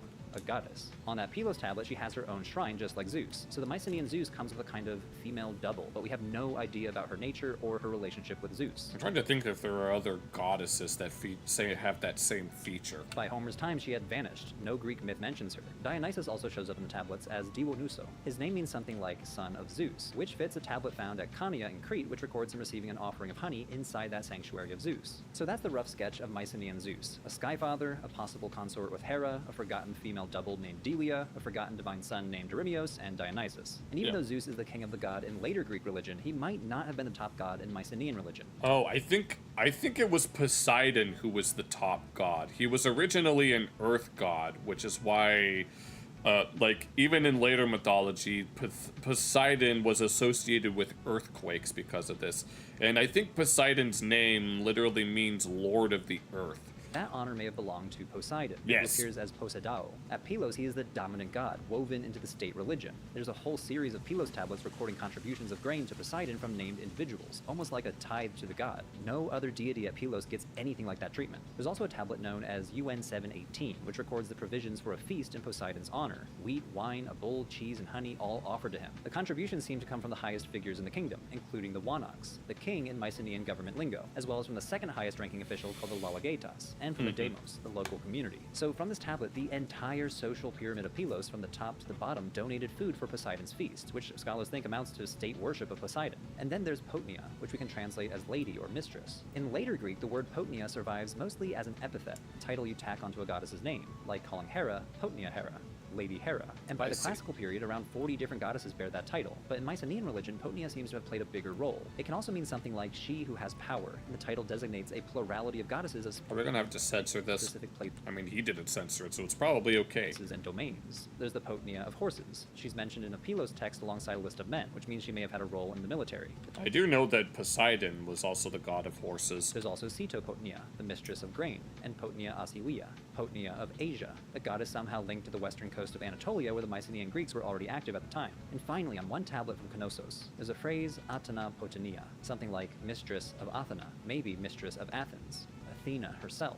This lines up closely with the phrase Homer uses when he refers to Athena as Potnia Athenaia, Lady Athena. So is Potnia one goddess or many? Well, the tablets make it very difficult to tell, because alongside all of these different Potnias, the scribes often just wrote Potnia, full stop, no epithet. You just call her the lady. Place name, just the mistress. At Pylos, this unmodified Potnia gets some of the kingdom's most valuable offerings, and entire teams of palace workers are labeled Potnian. Like you'd have a Potnian blacksmith and a Potnian leather worker, basically craftsmen who are somehow working for the goddess. So scholars debate whether we're dealing with a specific goddess with many manifestations, or multiple different goddesses sharing the same title, but the Mycenaean Greeks may not have felt any need to choose, and the tablets don't give us enough information. Regardless, some sort of Potnia played a major role in Mycenaean religion, and the single most common divine figure in Mycenaean art is female. Scholars argue that Potnia worship seems to be older than Mycenaean civilization, perhaps inherited from the Minoans on Crete, where a goddess was venerated under some other non-Greek name before the Mycenaeans ever arrived. Oh yeah, I think I remember reading about that somewhere. And an unspecified Potnia with no epithet at all seems to have had a special connection to the Wanox, the king of Mycenaean palaces, perhaps functioning as a protector of the royal family. Now, it's very tempting to take all of these Potnias and roll them up into a single, original, all-powerful mother goddess, and that idea was very influential for decades, tracing back to Sir Arthur Evans, the I'm trying to see how this.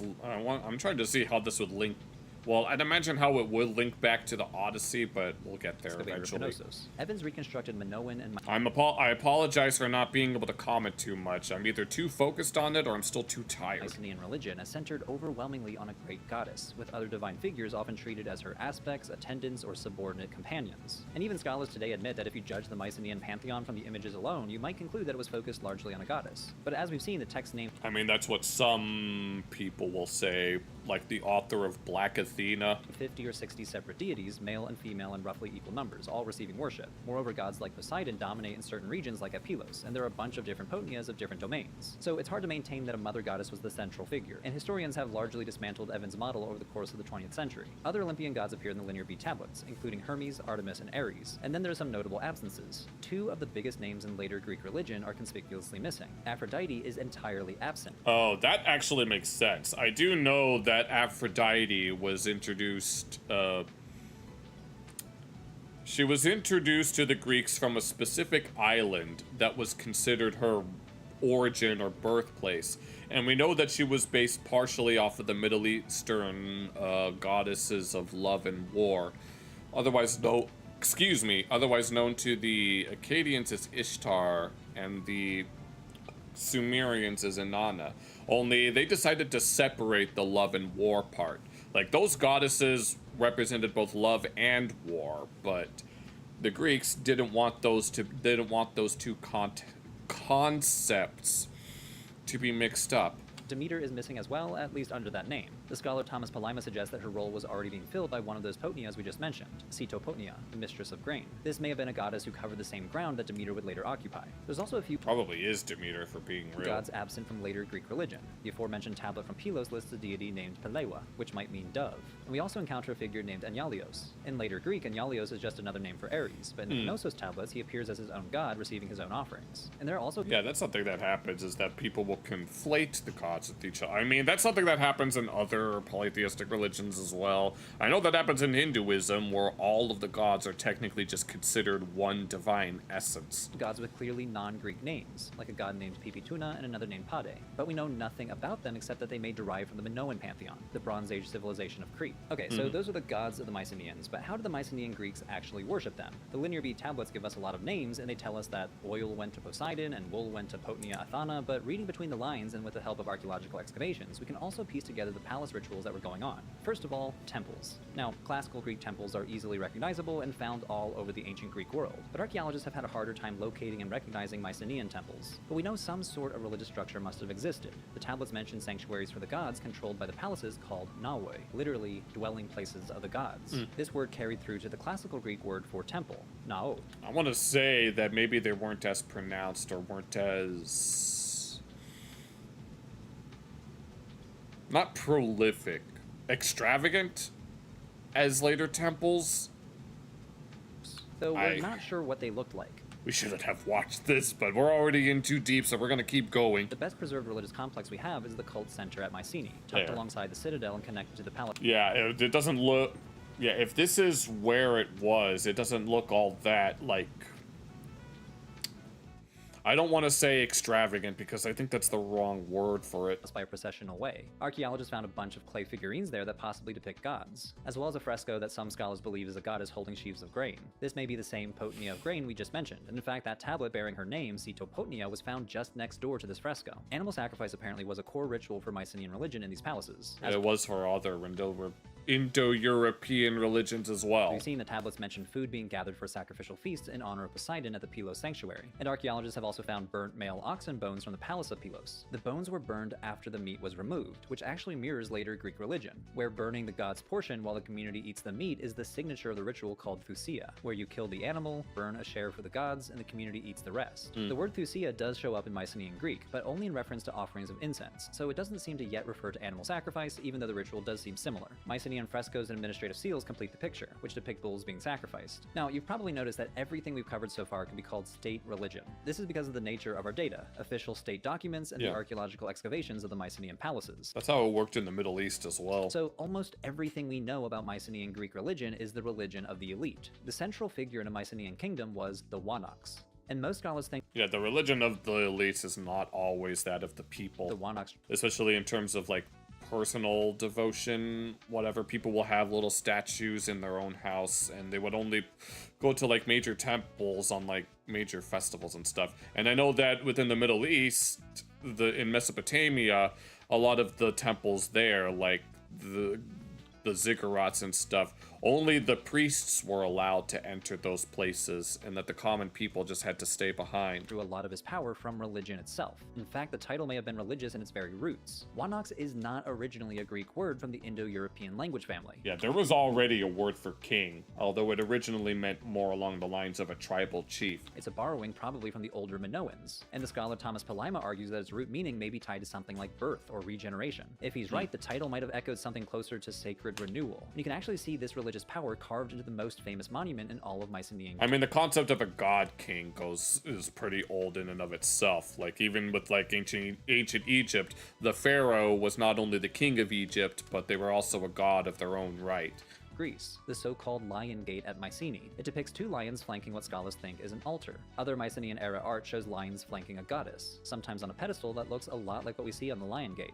Archaeologists and art historians read this as a public statement. The power of the ruler is founded on this connection to ritual and the gods. And inside the palace, the king both funded rituals and conducted state rituals. The heart of the Mycenaean palace was a great ceremonial hall called the Megaron, a throne room built around a huge central hearth. Scholars think this was the main stage for state religion, a room where the Wanaks presided over rituals on behalf of his territory. And religious imagery was painted on the surrounding walls, presumably reflecting the function of the room. A procession bringing a massive bull in for the sacrifice and banqueters at the feast. The hearth probably had religious significance too, possibly tied to a form of Hestia, who appears in later Greek religion as the goddess of the hearth, though to be fair, she's completely absent from the Linear B tablets. Okay, so she was a later development. So this is just educated speculation. Becoming king was also... I mean, the concept of a sacred fire is found even within Native American traditions.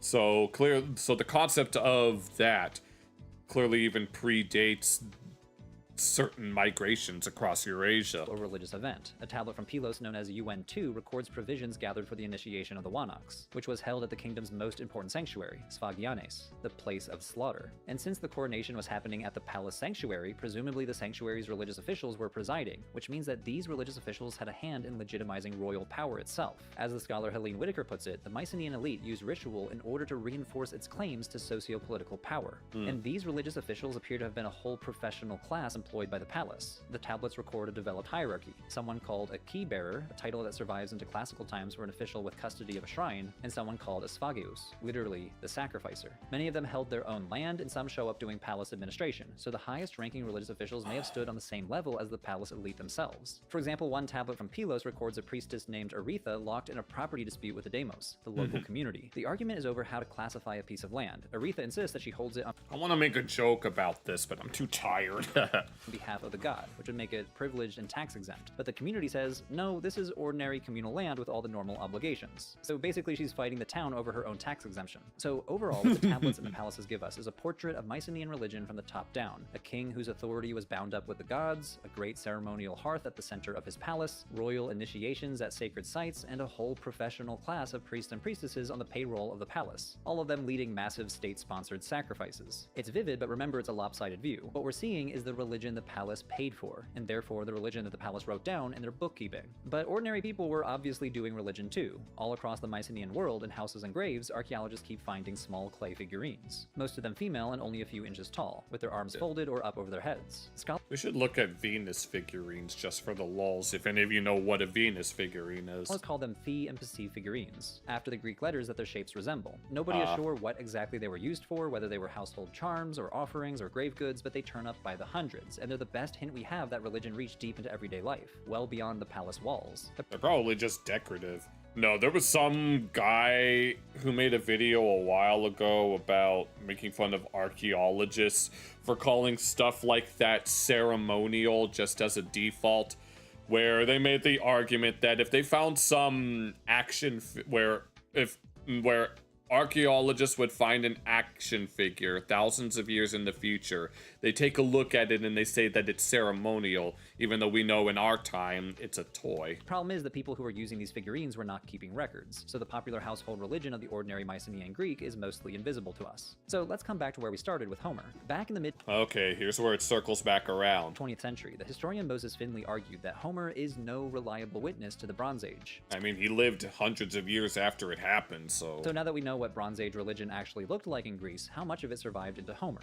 Let's start with what he gets right. One of the most striking connections starts with Pylos. In the Odyssey, the son of Odysseus, Telemachus, sails into Pylos, and the first thing he sees is the entire community gathered on the shore and sacrificing bulls to Poseidon. 9 companies of men sacrificing 9 bulls each, all of it presided over by King Nestor. It's the defining image of Nestor in the entire poem. He's a pious king, endlessly careful about the gods. And this lines up pretty well with Mycenaean-era Pylos, a kingdom where Poseidon was the dominant god, where the entire social pyramid from the Wanaks on down funded his feasts. Thomas Palaima argues that Homer might be recording a genuine memory of the reputation of Pylos, carried down through the centuries. Then there's the sacrifice itself. Remember those burnt cattle bones from Pylos? Archaeologists found the thigh bones stripped of meat and then burned for the god. Homer describes that exact procedure of defleshed bones being sacrificed in Iliad Book 1, when the priest Croesus sacrifices to Apollo. They cut out the thigh pieces, wrap them in fat, and then burn them while the men feast. But for every glimpse of the Okay, and what parts did he get wrong? Bronze Age, there's a place where Homer is anachronistically wrong, where his own period shows through. As one historian puts it, while Homeric epic purports to remember a remote past similar to the Mycenaean era reconstructed by archaeologists, the poems also exhibit firm links to the so-called Greek Renaissance of the 8th century BC. Okay, welcome back. You can see this in death rituals. Homer's heroes are cremated. Think of the great funeral pyre of Patroclus in Iliad Book 23. But the Mycenaeans largely buried their dead. Cremation only became common in Greece after the Bronze Age collapse. In fact, Homer seems to be reflecting Iron Age practice. On the island of Euboea at a site called Lefkandi, archaeologists dug up a 10th century burial that reads almost like a checklist from the Iliad. A cremated man, his ashes wrapped in cloth, weapons laid beside him, horses killed and buried in the same shaft, and an enormous mound raised over the whole thing. So Homer's heroes are being buried like Iron Age lords. And as we've already seen with the gods in the Linear B tablets, Homer's pantheon itself has been renovated. 2 of the biggest names in Homer are missing from the tablets, Aphrodite and Demeter. Okay, yeah, that... Meanwhile, a lot of the gods who were there in the Bronze Age have disappeared. Diia, the female Zeus with her own shrine, as is Poseidea, a female version of Poseidon. Obviously, a lot of these stories were passed down orally, so a lot of the information could have been lost. And the whole Potnia system, arguably the central feature of Mycenaean religion, has largely disappeared. Her name only appears as an epithet for other goddesses, when Homer says Potnia Athena or Potnia Hera. He's using the fossil of a title that once named arguably the most powerful goddess in the Aegean. Homer also demotes the Mycenaean king. In the Bronze Age, there were 2 words for a powerful man. The one Wanox, the Sacred King at the top, and the Guasileus, a local big man or small-time chief who answered to the palace. When the palace did he switch these words? Was burned in the late Bronze Age collapse, the office of the Wanox apparently died with it, but the Guasileus continued. So the Greek word for king that comes down to us, Basileus, loses that sacred I remember this. edge of the Wanox. As for the Wanox, it survives in Homer as the word Onox, but it's better translated now as they lose the W. As Lord. When Telemachus is stripped of his father's power by the suitors, he says he'll at least be the Onox of his own house, but one of the suitors throws it back in his face. Sure, go ahead, be lord of your own hall. So it's not that the word itself gets demoted. Homer still applies the title Onox to gods like Zeus and Apollo, and great men like Agamemnon and Achilles. But what's gone— This is an example of semantic drift. In Homer is the office behind that title. The sacred palace king who once ran an entire economy is gone, and all that's left is a free-floating title that is grand enough to apply to Zeus, but loose enough for Telemachus to claim over his own four walls. So how much of Greek religion actually continued from the Mycenaeans to the classical era? For a long time, the standard answer was minimalist, and its most influential voice was Walter Burkhardt. In his classic book, Greek Religion, he argued that the evidence for continuity is scant. A few divine names carried over in the Linear B tablets, some religious vocabulary as well, but the religion the classical Greeks actually practiced, from his view, largely took shape after the Bronze Age collapse. But more recently, scholars have pushed back on that minimalism. Dr. Susan— I'm sure they have, if it's called minimalism. Lupac, a Linear B specialist who has spent her entire career studying the religious sector of the Mycenaean economy, makes the counter case in a 2020 essay on continuity and change. And her argument hinges on a distinction we've been circling this whole episode: palace religion versus everybody else's religion. Right. When the palace is burned, what actually died? Well, the palace governments, obviously. The whole system with the Wanox as its central sacred king. Yeah, I'm sure a lot of the common people at the time are not going to be paying attention to whatever gods or goddesses were or weren't worshipped. All they know is what they were, what they grew up learning. Collapsed and everything connected to him with it. That's the layer Homer lost, and that's why his world looks so different from the tablets. But Dr. Lupac points out that most Mycenaean religion was never palace religion in the first place. Yeah. When you trace the place names on those offering tablets, the palace's religious reach barely extends past its own sphere of influence. And remember those clay figurines scattered far beyond the citadels? The entire religious landscape must have been full of shrines the Wanox never touched. Local sanctuaries run by local religious leaders whose authority came from their own local communities. And those communities didn't collapse when the palaces fell. The local priests and ritual specialists most likely just kept on doing what they'd always done. And you can see this in three ways. First, on the ground. Archaeologists have found open-air Mycenaean shrines in places like Mount Lycaon in the Peloponnese and Mount Hymettos east of Athens, with none of the fancy elite offerings that would mark them as palace-sponsored sanctuaries. Mount Lycaon in particular has an ash altar, a great blackened mound built up from the accumulated debris of sacrifice layer on layer with no built structure. And when archaeologists dug into it, they found basically a layer cake. Mycenaean material at the bottom, then Iron Age, then Archaic, and then Classical. That actually reminds me of Machu Picchu. This ash altar operated continuously from the Bronze Age straight through to the Hellenistic period after Alexander the Great. Second, we see this in the rituals themselves. Dr. Lupac argues that the things people did with their bodies, their animals, and their offerings would have looked familiar to a Greek 1,000 years later. Communities carried offerings to sanctuaries in processions the same way they did in classical religion. The frescoes at Pylos and Thebes show the processions, and the tablets even name a festival for it, the Theoporia, the bearing of the gods. Presumably a ritual of carrying divine images through the streets, much like what we see in later Greek religion. There's a similar scene in the Iliad Book 6, when women carry a robe called a peplos up to Athena's temple and lay it on the knees of her statue. A lot of scholars think this is anachronistic because it's almost exactly what we see in the Panathenaea, the festival where Athenian women presented a woven peplos to Athena. Some older scholars argue that the resemblance is so close they assumed an Athenian editor had simply inserted it into the story. But other scholars think it's not unlike what we see in Mycenaean religion, with female offering processions being one of the oldest motifs in both Minoan and Mycenaean art. So even if a later editor added anachronisms to the scene, there might be an earlier substrate to it. A third line of evidence is religious vocabulary. Much of classical Greek religious vocabulary is found in the Linear B tablets. For example, the root sphag, meaning to slaughter. The most important sanctuary at Pylos is literally named Sphagianes, the place of slaughter. There's also the priest titled Sphagius, the sacrificer. Priests and priestesses also received animal hides as their honorary portion, and the tablets call that portion a geros, the exact word that classical Greeks used 1,000 years later for a priest's share. So scholars like Dr. Lupac argue that yes, the state cult died with the palace bureaucracies, and of course there were changes. Whole gods vanished, new myths were composed, but the religion underneath it on a more local and communal level carried on. As she puts it, a good deal of the way the Mycenaeans practiced their cult would have been familiar to someone in the archaic and classical periods. So there are things that change, and then there are things that don't. The critics write about Matt Damon's helmet. Sure, wrong helmet off by 5 centuries. And yeah, but there's more to it than just a wrong helmet. Homer makes the same kind of mistake constantly. Iron Age funerals, Iron Age temples, a renovated Iliad Iron Age pantheon, religion in the Iliad and Odyssey often reflects a half-remembered past in the costumes of Homer's own era, but we also sometimes get striking similarities. As the historian Berit Hildebrandt writes, the decipherment of the Mycenaean Linear B tablets have made clear that the Homeric epics have astonishing parallels to Bronze Age material culture, but at the same time, vast worlds lie between the Mycenaean palace kingdoms and the world that Homer describes.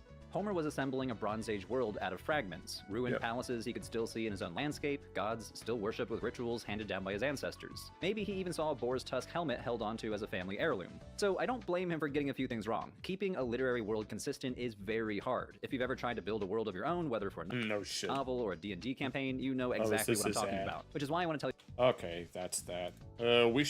In hindsight, we probably shouldn't have watched this because I knew that this might be a little too...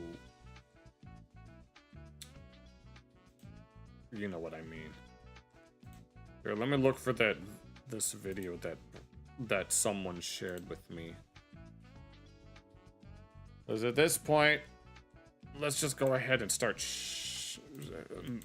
messing around with nonsense.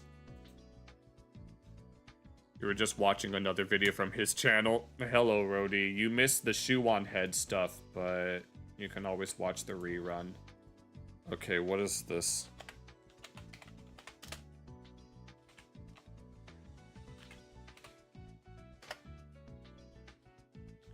Yeah, Katja, it was about Carmelo Anthony.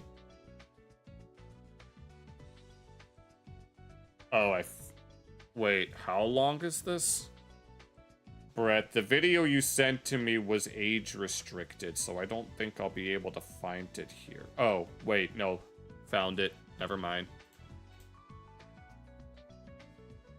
Oh my god. And I'm also very, very tired today. We were just, we took a look at the Religion for Breakfast thing, but I couldn't comment too much on it. But here, Brett recommended this video. So we may as well, maybe I'm tired enough where things that are funny are even funnier than they should be. Don't tell me shit. Okay, I'm already laughing.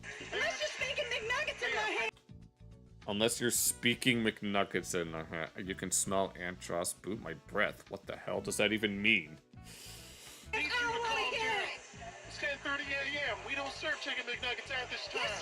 You do? Yes, you do. I thought that said crust for a minute. No, we don't. Why not? Because we don't. Because we don't. All the morons just fucking hiss at you. Oh, hell no. What's going on over there? Don't you fucking run away from me, you family.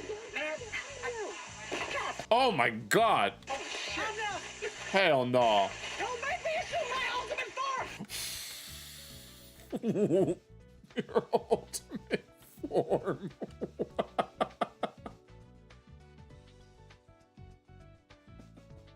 She thinks she's an RPG. She thinks she's a boss fight. She is so...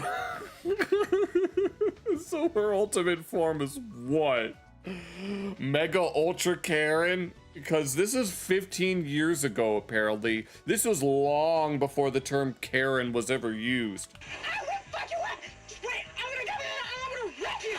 Oh my god, new quote from the game. Oh, you can oh, it's a new quote. Is do a barrel roll still in the game? Is she drunk? I mean, apparently it's 10:30. Apparently it's before 10:30, and they didn't. They don't serve nuggets at that time.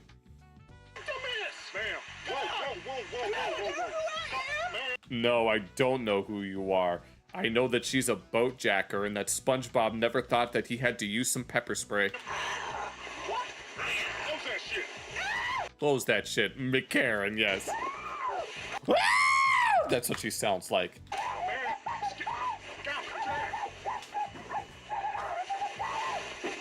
Either that or she's still hungover. Alright, good night, Jack. Oh my god. She's going fucking crazy. It's still a, oh, so she still says, oh, so Peppy still says barrel roll. It's actually, it's an aileron roll, so he's wrong. No, I don't want a piece of you. Holy shit. Super Saiyan. What's going on?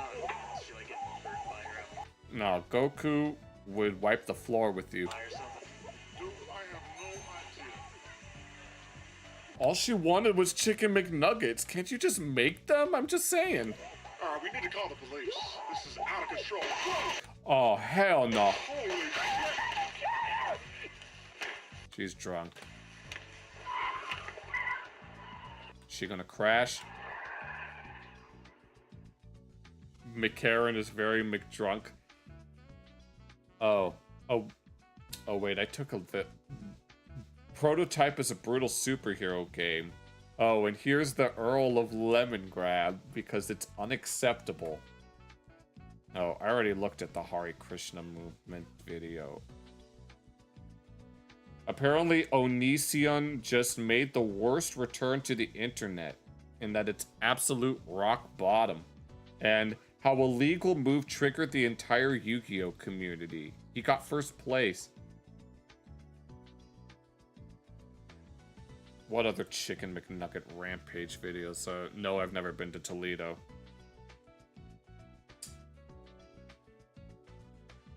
I don't think there's anything else on that front.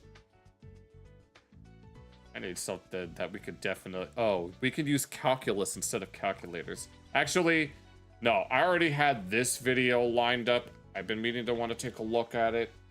It's been a while since we took a look at a weather-related video, so it's about time that we did. And it's about the 1,000-mile storm, the 2020 Iowa derecho, which is a massive continuous storm that constantly produces rain and shit. And apparently the wind was over 140 miles per hour, which made it hurricane force. So let's sink our teeth into this. Monday, August 10th, 2020. Morris, Illinois. Meteorologist Andrew Pritchard is bracing for a storm that spans his entire horizon. The storm. Bearing down on him is a 100-mile-long mesoscale convective system, or MCS, that had just laid waste to eastern Iowa. Damn. Illinois is now in its path. No, you can see it spinning right up there. Forecasts the day prior didn't even signal for this type of storm. Never mind a record-breaking one. That's what they said about that one tornado we took a look at. As the preceding shelf cloud or was I thinking of a different storm? Blots out the sun overhead, the intensity begins to ramp up. Hello, Emmy and Kim. As wind and rain begin to assault his vehicle. Winds are now measured at over 80 miles per hour in nearby Plainfield. And that's hurricane force. Once the worst had passed, he ventured into town, where he found trees and power lines in the streets. Dang. This was not an isolated site, as the swath... Did this produce tornadoes, though? ...of damage left was hundreds of miles long, spanning several states. Could you see it from space? The worst could be seen 170 miles to the west of Morris, where Cedar Rapids, Iowa, took the brunt of the storm.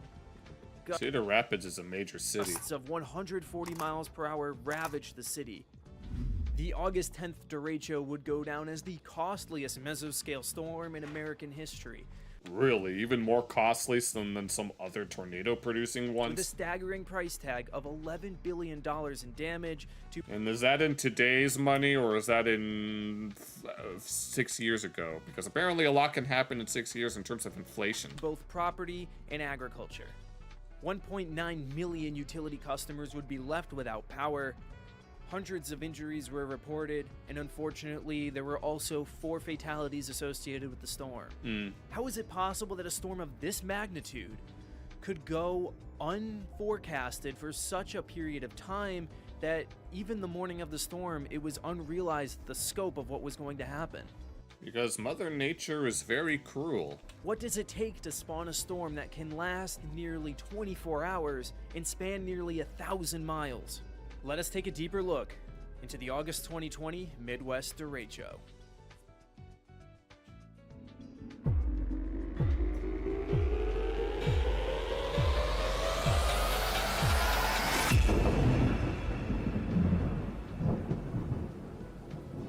Let's strap right in. Don't get blown away. Before we get into the specifics of the August 10th, 2020 event, we need some context. Let's go into what makes a storm a derecho.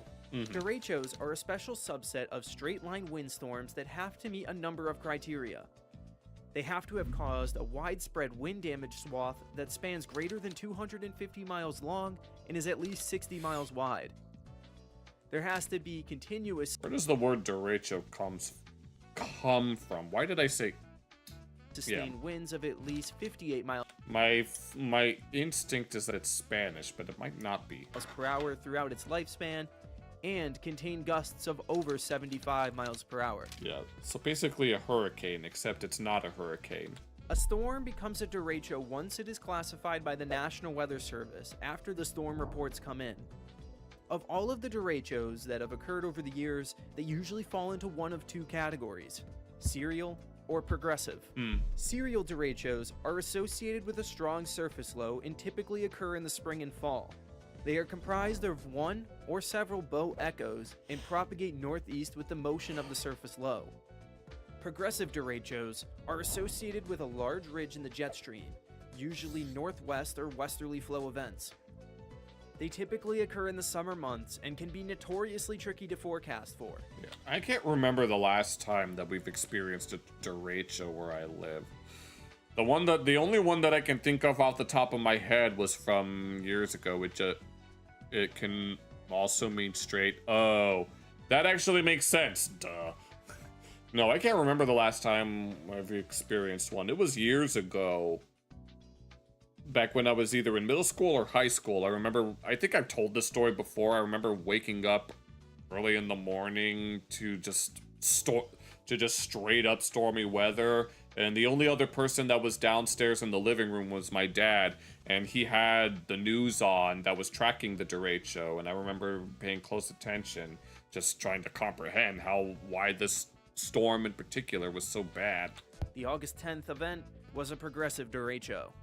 With derechos but it was much smaller than that. It was like this huge little thing where they're like a huge red spot basically that was just covering the whole area, and that was basically it. Being such large-scale storms with bowing segments of over 100 miles long, with all of the forecasting infrastructure that we have nowadays, these in theory should be easy to forecast events.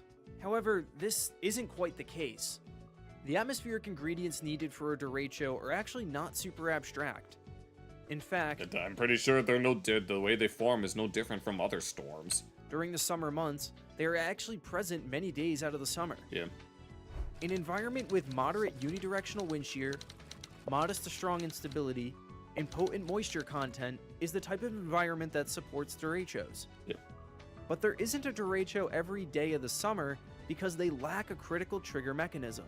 And oftentimes, these trigger mechanisms can be extremely subtle that a computer model or even a forecaster may not pick up on. The first day one outlook for August 10th from the Storm Prediction Center saw a slight risk, or a level 2 out of 5, for severe weather over an area that wasn't even aligned with the eventual impact region. Yeah, it just goes to show. That's why we call them predictions. Predictions are never 100% accurate. If that were the case, I mean, we can never really predict things like earthquakes, but we can but at least, I don't know what point that I'm trying to make, but no prediction is perfect. That's the point that I'm trying to make. In the overnight hours of the 9th and into the 10th, an elevated storm complex from South Dakota was moving eastward behind a cold front.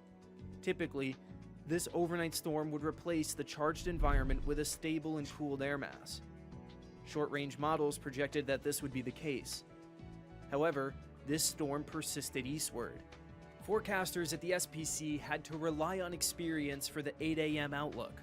Models struggled with the evolution of this setup, which was a common theme in 2020. The lack of commercial aviation that year meant that there was 2020, duh. The lack of inputs of atmospheric. Yeah, that was during the height of COVID. If that had something to do with the fact that they couldn't predict it, then that would make sense. Data.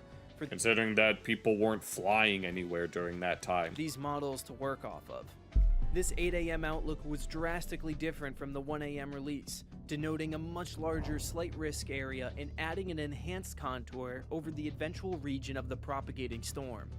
As the MCS pushed further east, its cool gust front forced the warm, moist air up and into the updraft. Yeah. The storm began to bow outward as converging air masses ramp up a rear inflow jet, surging the storm forward.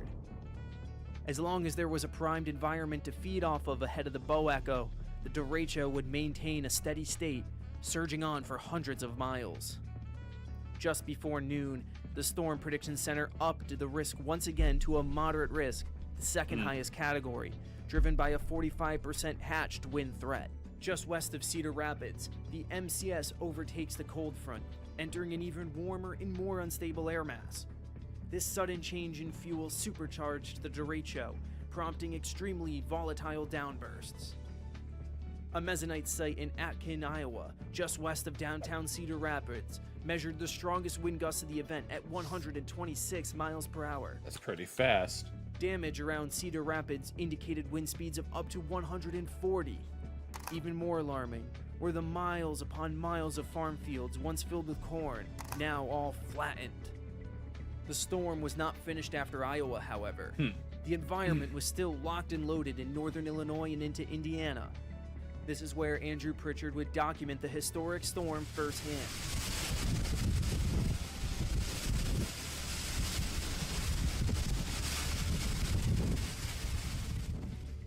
Even outside of the most intense damage in eastern Iowa, northern Illinois was severely impacted. It wasn't until nighttime when the derecho would finally weaken over the Indiana-Ohio border, a whopping 700 miles from its origin. Impacts from this derecho would be felt in the weeks, months, and years to come. Really? I know that with regards to that one tornado we took a look at, you could see the scars of the damage and like satellite imagery. The sheer volume of agricultural impacts from the storm was borderline astronomical. 14 million acres of crops had been in the derecho's path, which accounts for 66% of all of Iowa's corn and soybean yield for the year. Damn. The worst impacts accounted for 20% of Iowa's total yield. Is this one of the reasons why the cost of food went up ever since then? Why it's still rising because of all of this? Rendering it near total loss. I'm sure there's more to it than just that, but I'm just saying. Not only were the crops impacted, but much of the supporting farming infrastructure had also been damaged. An estimated 100 million bushels worth of grain bin storage had been destroyed. I'm sure the grains themselves are fine, but I'm pretty sure those things are expensive anyway. Alongside many of the grain elevators and other harvesting equipment. To compound the devastating effects of the storm, response from government officials was delayed, taking 3 days for aid efforts to begin. So, I mean, it's the government. What did you expect? The worst words that you can hear anyone say is, "We're from the government. We're here to help." Local residents felt ignored, and it took individual efforts banding together to help those in need. Federal response was lackluster, likely given the ongoing pandemic and upcoming November election. Yep. Nonetheless, it became a site of neighbor helping neighbor. Poor Wendy. Even she couldn't survive the storm. To help get places like Cedar Rapids back on their feet. And Cedar Rapids is supposed to be a major city within Iowa. August 10th, 2020 derecho that swept across the Midwestern United States stands as a stark reminder of the unpredictability of some of these severe weather events. This particular progressive derecho left a lasting impact, causing widespread damage across several states and affecting millions of people. The rapid evolution of this storm, coupled with its intensity, posed many challenges for both meteorologists and first responders when it came to both forecasting and responding to the event. The aftermath of this event highlighted the importance of a robust early warning system, as well as measures in place to respond to the disaster itself so that communities can have a lessened impact. As meteorologists continue to research the August 10th, 2020 event, there are lessons that are being learned that can be applied to both the forecasts and responses to the next sudden derecho event. Hmm. And as always, stay safe out there when it comes to severe weather. All right, wait. Oh, I had to pause it before it autoplayed. I don't know how to disable that autoplay, but I'm gonna be right back.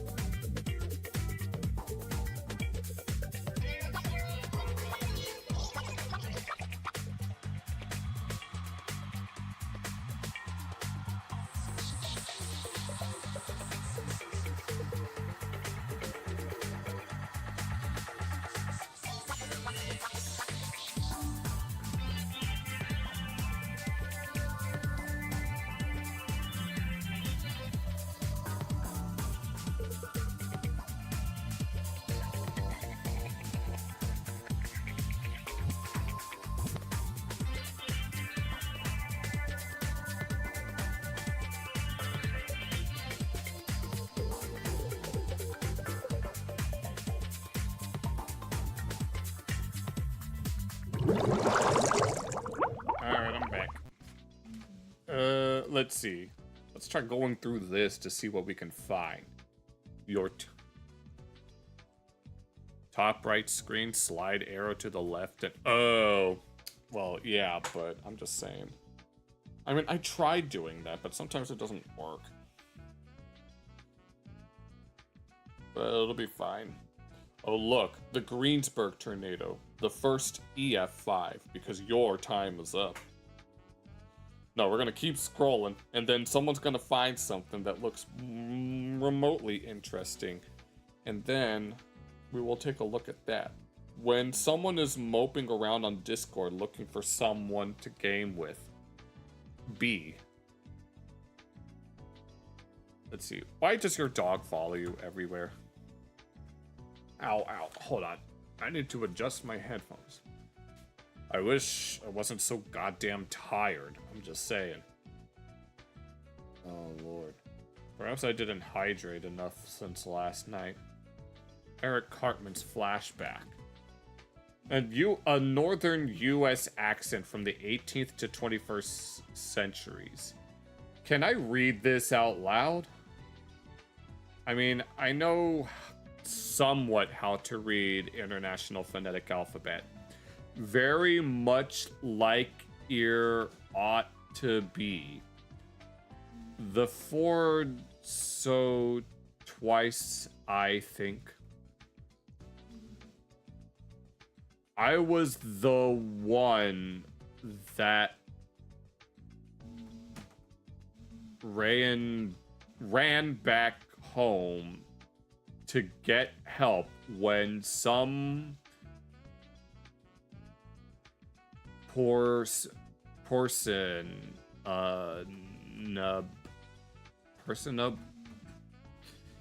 Alpha Brave Charlie Delta, yep. That's not the International Phonetic Alphabet, but I know what you're talking about. Son of a gun were in the river on his horse, and the horse didn't know how deep it would be. And I never heard of people dying through their I'd be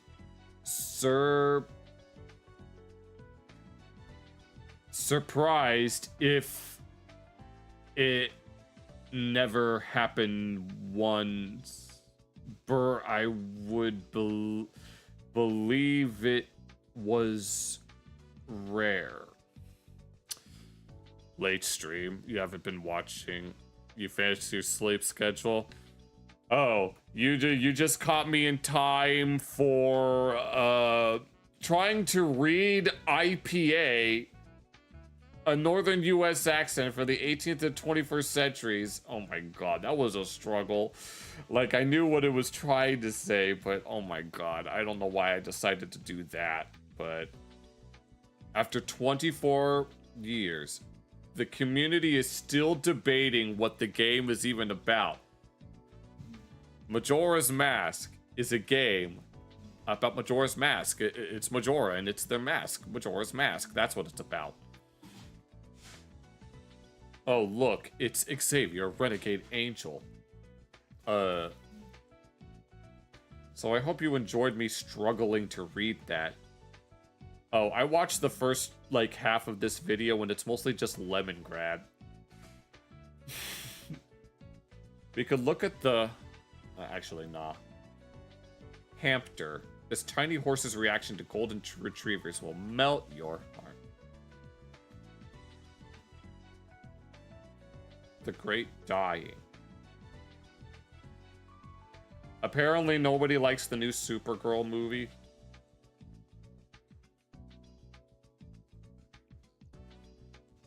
Let's see. Unthinkable twin EF4 tornadoes. At this point, I'm doing the thing that I've wanted to do for a while, and that was scroll through YouTube until chat finds something that they want to watch. Unfortunately, unironically, how Gen Alpha reads on the rare occasion they are able to read. Yeah, well, it was International Phonetic Alphabets, so I'm gonna give them a pass on that.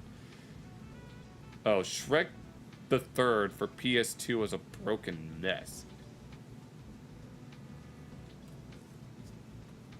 Oh, Brett, do you know this YouTube channel of a whole bunch of just miscellaneous Simpsons clips, things I can't find otherwise? Because we're a long way from home, yuppie boy.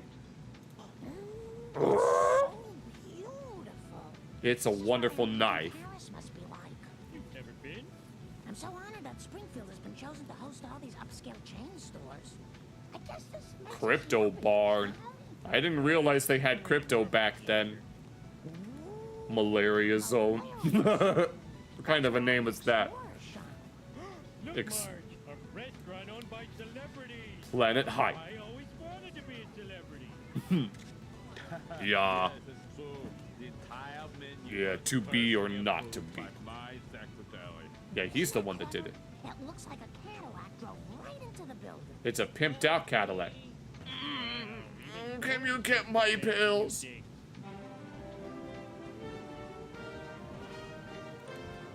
And what is this? I knew it. Well, I didn't know it, but I... Faux dive? This is a dive. You're a long way from home, yuppie boy. Let's go. We can look at breakfast from Twist. I thought that said breakfast from Twitter. You had an EF4 5 years ago. For a moment, I thought this said breakfast from Twitter. No, I don't want to know what a breakfast from Twitter looks like. That's not happening. In 150 years, well, yeah, stranger things have happened. I'm not rereading that. You're not gonna... Simon Roper is not gonna make me reread that again. Some good old slaps of this black and white cow cat. There's also a woke lesbian drama that's so messy. Inside real homes at -64°C in Yakutsk. A day in Pompeii. Exploring the Zelda 64 recreation demo. I feel like I've seen that. Almost level 2 villages. Yeah. How long did New York City speak Dutch? Because even old New York was once New Amsterdam. Why they changed it, I can't say. People just liked it better that way. We are #1. Oh god, I want to listen to this. I want to listen to this like right now, but I know I can't because copyright. Although Japanese Vocaloid artists seem to be pretty lenient about that kind of thing. But I'm not going to take any risks, so it's not happening. We could look at a food-related video if we wanted to, but then 1,000 more will pop up in my recommendations. We could look at nigiri, uramaki, hakoshi, and ikura. Oh, or we could take a look at more hit and run. Stores throw the best parties, according to Ket Brockman. The El Reno tornado sinked.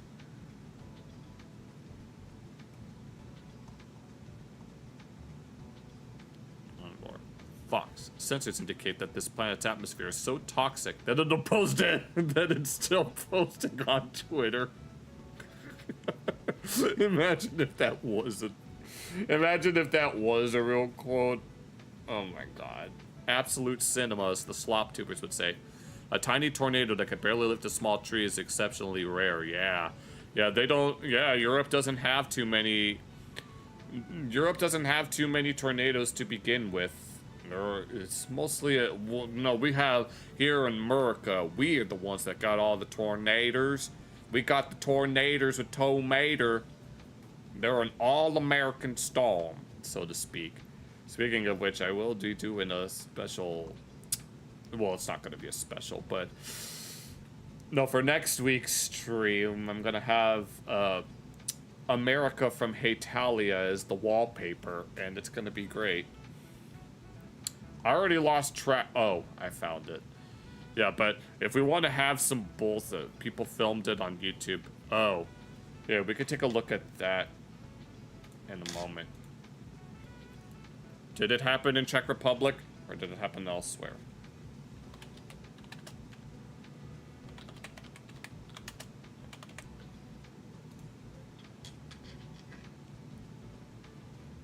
You said that it wasn't that long ago. Let me read it. Oh, 5 years ago?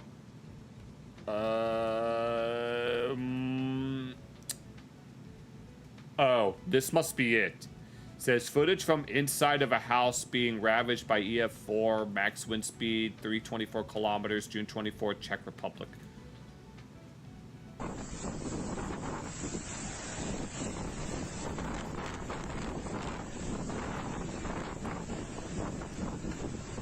Yeah. I mean, we did check tornado. Well, I found one here. I could do that after this. We did take a look at that one Impossible Storm video where there was a cyclone that struck the coast of Greece. So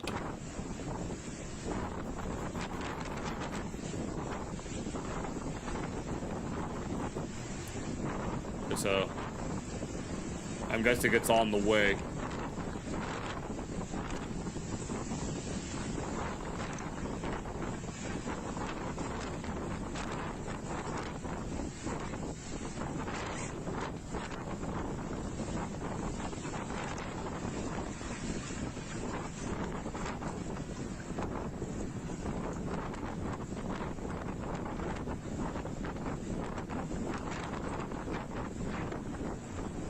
Is that it over there? It's kind of hard to tell.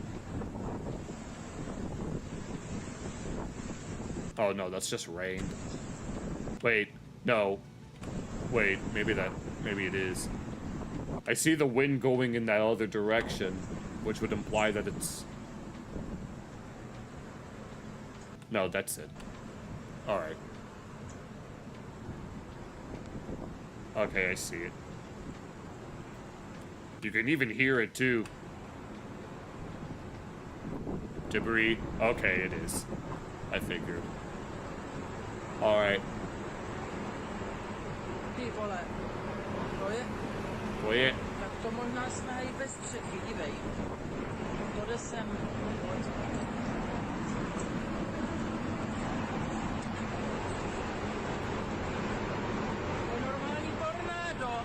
Tornádo. To jsi neviděl.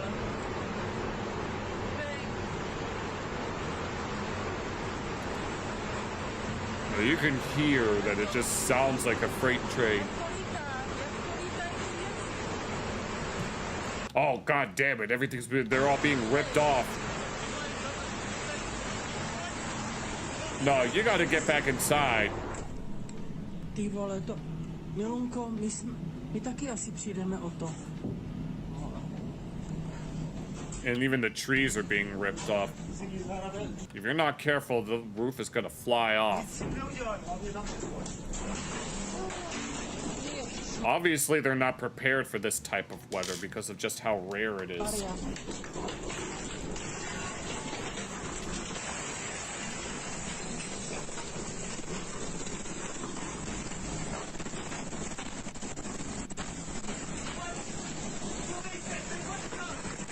And that's the inside, all of the debris everywhere.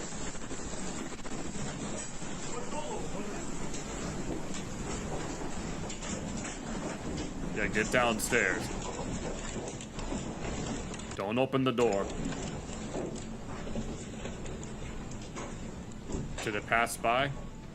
I can hear the sound die down.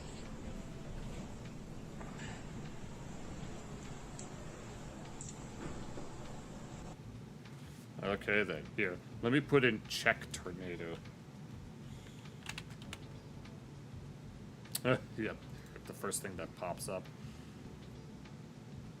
Unless it's the same person that filmed the footage. And Moravska Nova Ves, if I said that correctly. Rare tornado destroys Czech villages, killing at least 3.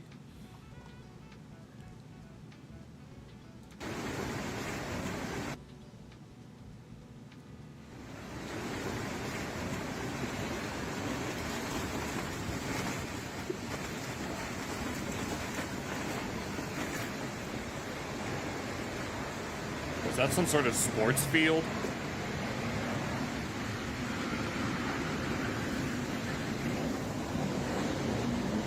You can see how violently spinning that it is, too.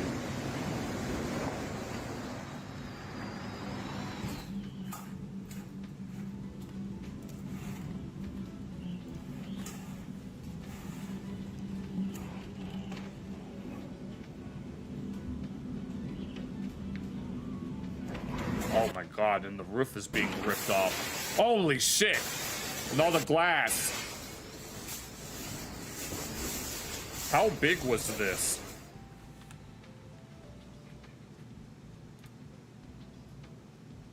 How big was it, for starters?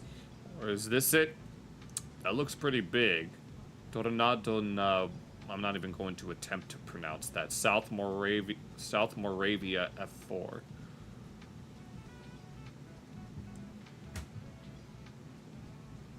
All in one. I'm trying to get a. I mean, it looks pretty big, but even the smallest of tornadoes can be very devastating. No one has weather radar, so pick it up there. Oh, I got shared the radar. It leveled almost one village. And that's the path of destruction, like right along the border, too. Damn. It just goes to show you that even in a place like this, it's quite unpredictable. Yeah, here in the US, obviously, a lot of the radars we have are specialized in being able to detect that kind of thing. Like, although even the radars can be wrong at times if there's, like, not enough data. But there's usually just enough to know whether or not there is a tornado on the ground. There are some telltale signs. Oh, some Austrian station picked it up already. I see. Greenberg. Your time is up. Yeah. Is there... I don't know. There's like... Here. If I can look up...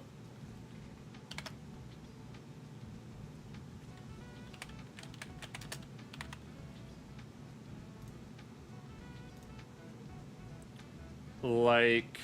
let's see. What's a good example? I might have to get my avatar out the way. Like here, like you see this, like this is the notch that's the best place to view a tornado if you're a storm chaser. And then this right here, this is usually where the tornado itself would be, where the pink here represents debris, as opposed to like here, this would represent hail. But here, the way that it's designed, like normally it's supposed to detect like sound wave. It's supposed to detect like, I don't remember exactly how Doppler radar works. Does it use sound waves or does it use a different type of wave? But it uses some sort of wave, and the waves bounce off of the rain that lets you know the severity of it. And this is usually the tornado itself, although this isn't always a reliable indicator, and so there needs to be someone on the ground in order to know for sure. Yeah, in the Great Plains, right? But it's usually a combination of like looking at the radars themselves. Like the radar, you shouldn't solely focus on radar. You have to look at a number of things in order to know whether or not there is or isn't a tornado. Obviously, you have to make sure that you're on the ground. And then here, velocity. Yeah, like here, velocity, where the wind is going in different directions. This also usually indicates rotation in the air, and thus a tornado would be on the ground at that point.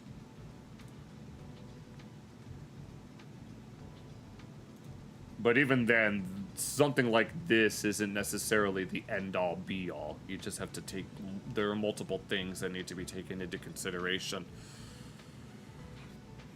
Yeah, they came out after many of them came out after Hurricane Hugo with NexRad. I don't think I know what that is. NexRad radar. Next generation weather radar. I wouldn't want to look at the history. 1992. Okay. No radars in Europe can pick up a tornado because they're not made for it. Right. I'm guessing they just work differently. They plug it in forecasting models. Right. Right. I'm guessing they just work differently in Europe then. Do they only detect just basic precipitation? I don't even know how European radars work.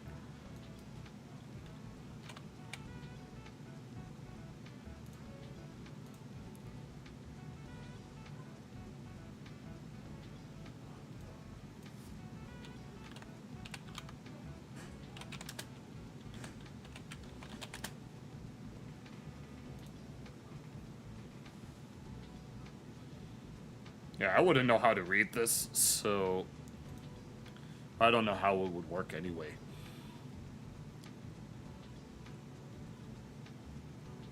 Oh, I see. So they had to do it in response to a hurricane then.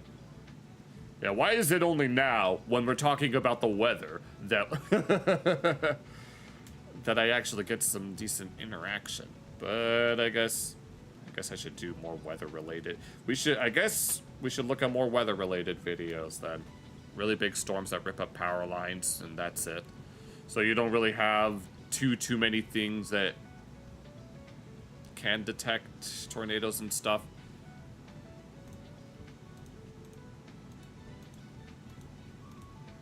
Yeah.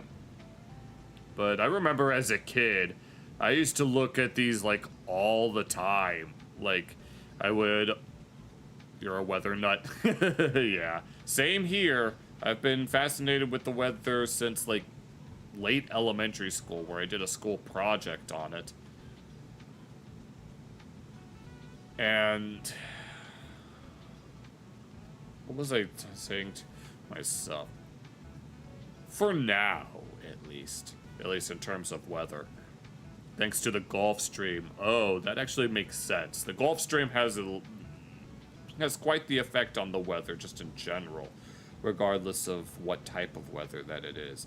Here in the US, it's not, it's just really, it's a geography thing more than anything else. The warm, moist air of the Gulf of Mexico and the cool, dry air of the Rocky Mountains interacting with each other is why we have so many tornadoes to begin with. And I'm sure jet streams play a part in that as well. But yeah, I remember like tuning into the local news just so I could watch the weather more than anything else. Because I don't know what it was. I just enjoyed it, and I still kind of do low-key, but it's been a while, so it's really hard to say for certainty. There might be another ice age in the coming centuries, at least for Europe. I mean, that's what a lot of climate change models are saying anyway. I remember watching a video about what the Earth would be like in the next few million years, saying that even with the warming of the world, it'll eventually cool back down to another ice age in some capacity. So radars interconnected, they form underneath supercells. Yeah, that too. That's also something that needs to be kept in, especially taking into account the curvature of the Earth. Obviously, the radar looks through a straight line, so it doesn't really take that. So you'd have to take that into consideration.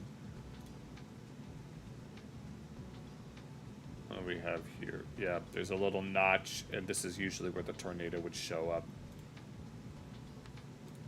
And I think this is a good example too. Oh, this is the Joplin one, wasn't it? We took a look at the one from that happened in Joplin. Southernmost Europe would have Canada levels of temperatures, I'd imagine, honestly.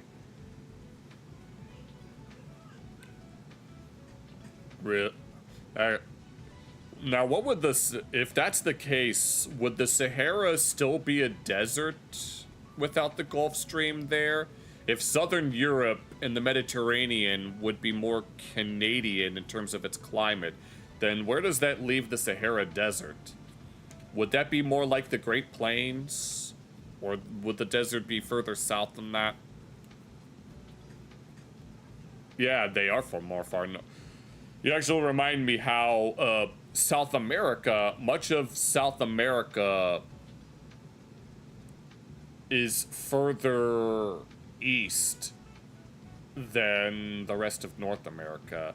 Like, who was it? There was this YouTube channel that said that South America's geography is weirder than we think. Oh, would the Sahara be more like the Great Plains then? There's nothing that can hold moisture. Stop being hot desert. Oh, so something more like the Gobi Desert then. Because the Gobi Desert is relatively cold. Where sometimes ice will form.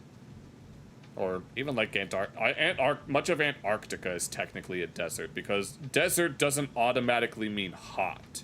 It just means it's a place that is very dry, specifically. So, yeah, that's something to take into account. Which makes me wonder what would happen in the next few million years as Africa and Europe basically become one large landmass, and with the rising of like the mountain, knowing that Southern Europe is very mountainous. It's a dirt desert, no sand dunes there. I see. But given how mountainous Southern Europe is, as Africa moves further and further into Eurasia, those mountains just get taller, which in my mind would mean that much of Northern Europe would just get colder. But I don't know how that would happen. I don't know the specifics. Like, it's hard to predict how something will turn out in millions of years, even if we have plenty of information about what happened millions of years ago. Like, we know that the Mediterranean wasn't always full of water. I mean, it was, and then it wasn't, and then it is again, and then things just go back and forth from there. And it's important that I know what happens to the Mediterranean in the next few million years, because it's part of my little stories that I have in my head with OCs and stuff, and I need to know what the climate would be like at that point, whether or not the Mediterranean would completely dry up and turn into a desert, or if it gets replaced. The UK had a massive heat wave. There's supposed to be a heat wave around where I live in the next week. It's supposed to reach the 90s Fahrenheit, which I don't know what that is, which is like almost the 30 Celsius, approximately. I know 104 Fahrenheit is approximately 40 Celsius. That's my frame of reference. So that's how hot it's going to get next week. And knowing that I'm a delivery driver, that's going to be a pain in the ass, but I'll deal with it when the time comes. Hopefully my car's air conditioner will be able to keep up.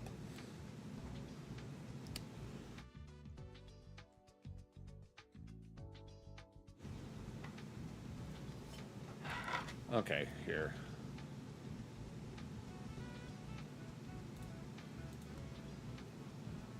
Go back to this. Okay, I don't need this anymore. It's a standard clause from The Simpsons. This guy's eating dirt, apparently.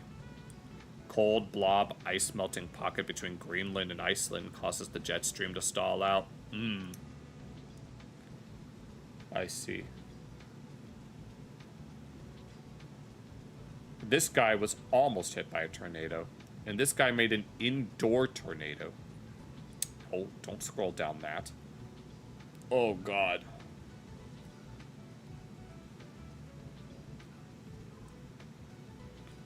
It results in Europe heat domes. Yeah, I don't know that much. Oh, the day a 2,700 degree Fahrenheit fire tornado hit California. Yeah, they're still having fires.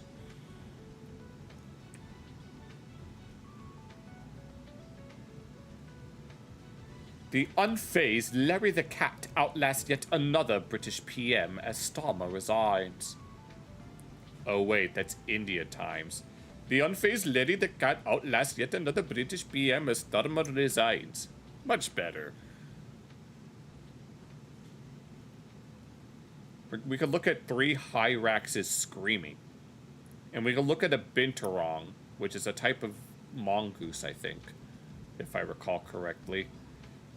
Oh, every tornado type explained in 6 minutes. Dust Devil, Gustnado, Land Spout, Water Spout, Rope, Cone, Multiple Vortex, Wedge. We're not going to watch that type of video. I don't really like that type of video very much, so no thanks. Jurassic Park, but it's with a cat. Because if you wanted something fat and hairy, we can always get you a cat.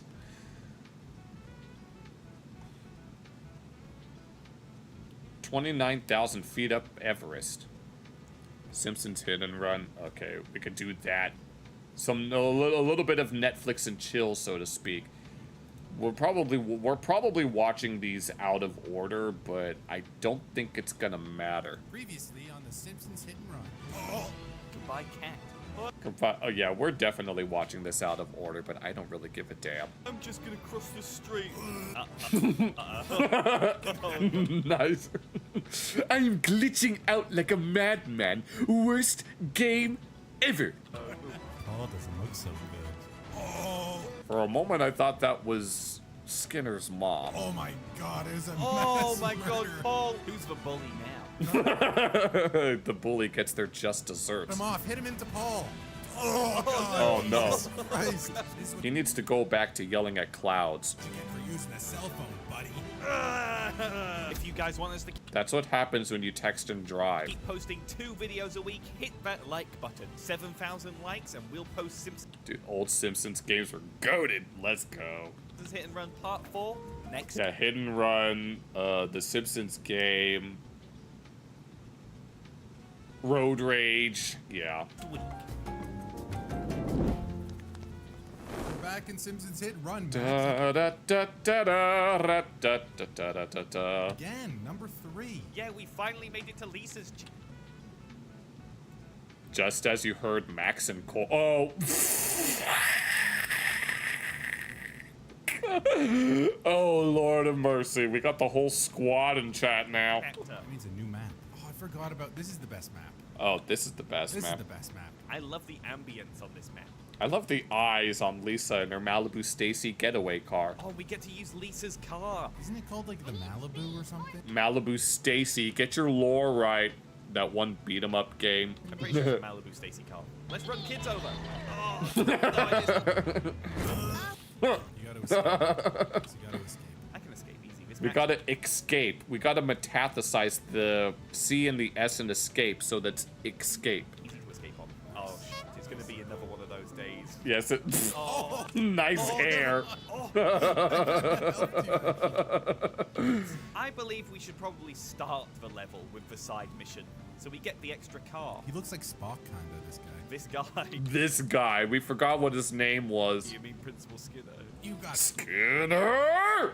admit, that's not really Principal Skinner. He looks like that he's dazing off. He looks like that he's in a trance. Long and prosper, Lisa. Principal. Help Principal Skinner complete his errands before time runs out. Kids, if a principal ever tells you to do their errands, just say no. Stop. Get some help. I don't care if he looks like this. Don't help him. Especially if he looks like this. He's a lizard man now. Oh, God. Oh, and we gotta bring his stupid mum with us. Konami used to be the goat. Oh, we get to drive the Skin Rash Mobile, Max. Yay! The Skin Rash Mobile with Mom in the back. Wrong side of the road.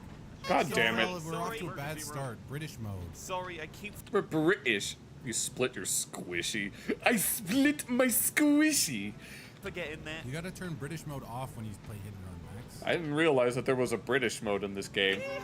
Principal Skinner, I really should get back to my search. Yeah, I really should go and find my brother, Principal Skinner. He got kidnapped. Oh, I hope we get this shitty car for the rest of the level. Oh my God. Is this the car you unlocked? Hey, it's the Krusty Burger. Principal Skin Rash? Yes, the Simpsons GTA. It's the only one that your parents would let you play. Although I think we had this game at one point. Isometric exercises, care to join me? We may have had this game at one point. We definitely had Simpsons Road Rage for the PS2, but did we have this? I don't ever recall my older sister or my dad ever playing it, though. They played the actual GTA games. Mobile? I need Principal Skinner's dinner. Here, do you want to try a new crusty ribwich? Now we gotta drive. One ribwich, please. Homer has tasted the meats of God. Drive to Mr. Burns' casino. It would be fun if you could actually go into the casino and like play roulette and shit. But that would be gambling in a kid's game, alright? Well, that's a big no-no. It's fine. Remember Wall-E? Calling it a kid's game is a bit of a stretch. Isn't it rated T for teen? Oh, yeah. Wall-E. We had a Wall-E game for the DS. Oh, I always hated this fucking thing. It's always in the way. What the hell did you just do? They discovered a new speedrun trick. What happened? Max? Max, where are we? No. What the hell did you...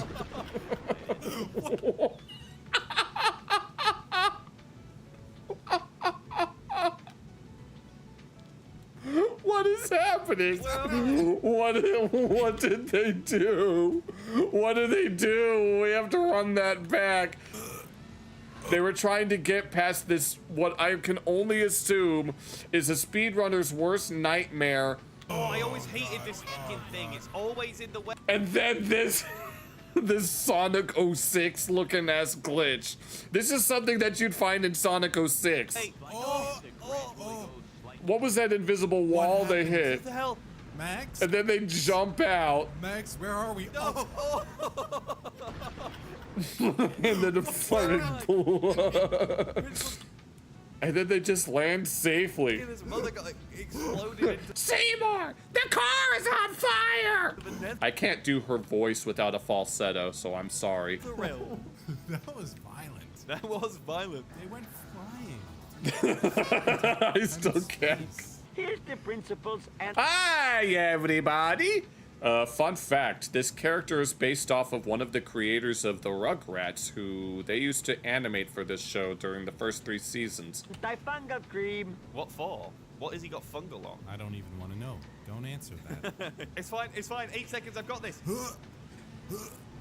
It's right there. It's right there. Go, go, go, go, go, go, go, go, go, go, go. Nice.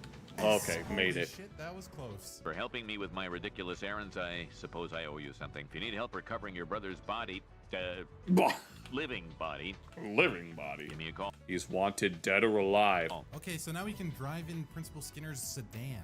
That's fantastic. That's what we need to do for the rest of the level. Oh god, no. Hell yeah. I'm getting another ride with Skinner and his mum. Now you're not responsible for homicides again, Max. It's just Principal Skinner. I need to find my stupid brother. Have you seen him? Yes, can't talk now.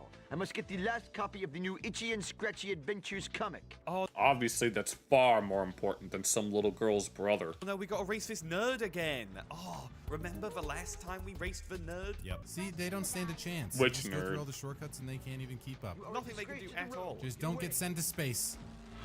Oh no! Oh no! Oh no! Oh! Okay, as long as they didn't get sent to space this time. That was the easiest mission so far. That was super easy. Now that was very difficult. Treasure into its Mylar sanctuary. There's just kids stuck in the ball pit. It's Maggie. Oh my god! I wish I could do the Maggie's pacifier choop. I don't know why. That's what the sound effect sounds like. You know which one it is. If the comic book fight can find a wife, we stand a chance. Yes. You see, the only woman that is available for her is a Wonder Woman. Did I say available for her? I didn't get as much sleep as I wanted to last night, and I was very tired today. Oh, there's rats. The rats are gonna eat them. The rats. Alive. We're rats. Millhouse. This is for all the times he tried to hit on Lisa. Arch disappeared. You have to help me find him. Well, I think I saw him get in Principal Skinner's car. Oh god, he's in Principal Skinner's base. Clueless. Follow Millhouse's clues to find Bart. Don't let time run out. He's actually in the boot of Principal Skinner's car. We just can't see him. Okay. Oh my god, get out of the way, guys. This is not a road. No. He canonically has a wife. Oh, does he? Do not be driving. All right. Then why haven't we seen her? Get out of the way. What is she? Watch out. Brett, can you confirm whether or not comic book guy has a wife? Wow, look at that drift. God damn, it's like Paul Walker. There we go. We did it. Millhouse. Millhouse. What? Oh. This is what happens when you become the dud. Oh my god. Into the ravine. Millhouse? Millhouse? Damn, no, he's got the speedrun straps on lock. He turned into Link from Breath of the Wild. I'm telling you, there's something's wrong with this kid. Oh, that was so close. Oh my god. It hit the side of him. He just drove into him. You made it all the way up and then just got... There's no way he's got to go back up. There's no way. Run over. There's no way. He's just walking back into the streets. Why is he running onto the road again? Millhouse, what are you doing? Because he's a Poindexter. That's why. This is he's just trying to get... He's tired of living his life as the dud. And so he just wants to do away with it. Okay, comic book guy does have a wife. I don't know. I have never seen all episodes of The Simpsons. I do not know all Simpsons lore. I'm a fake fan. Sue me. Oh my god, Millhouse, get off the street, dude. What are you doing? He doesn't want to live anymore. That's what I said. Oh my god. What's happening to Principal? The car. Skinner's car. Dude, this game is broken today. What? Oh.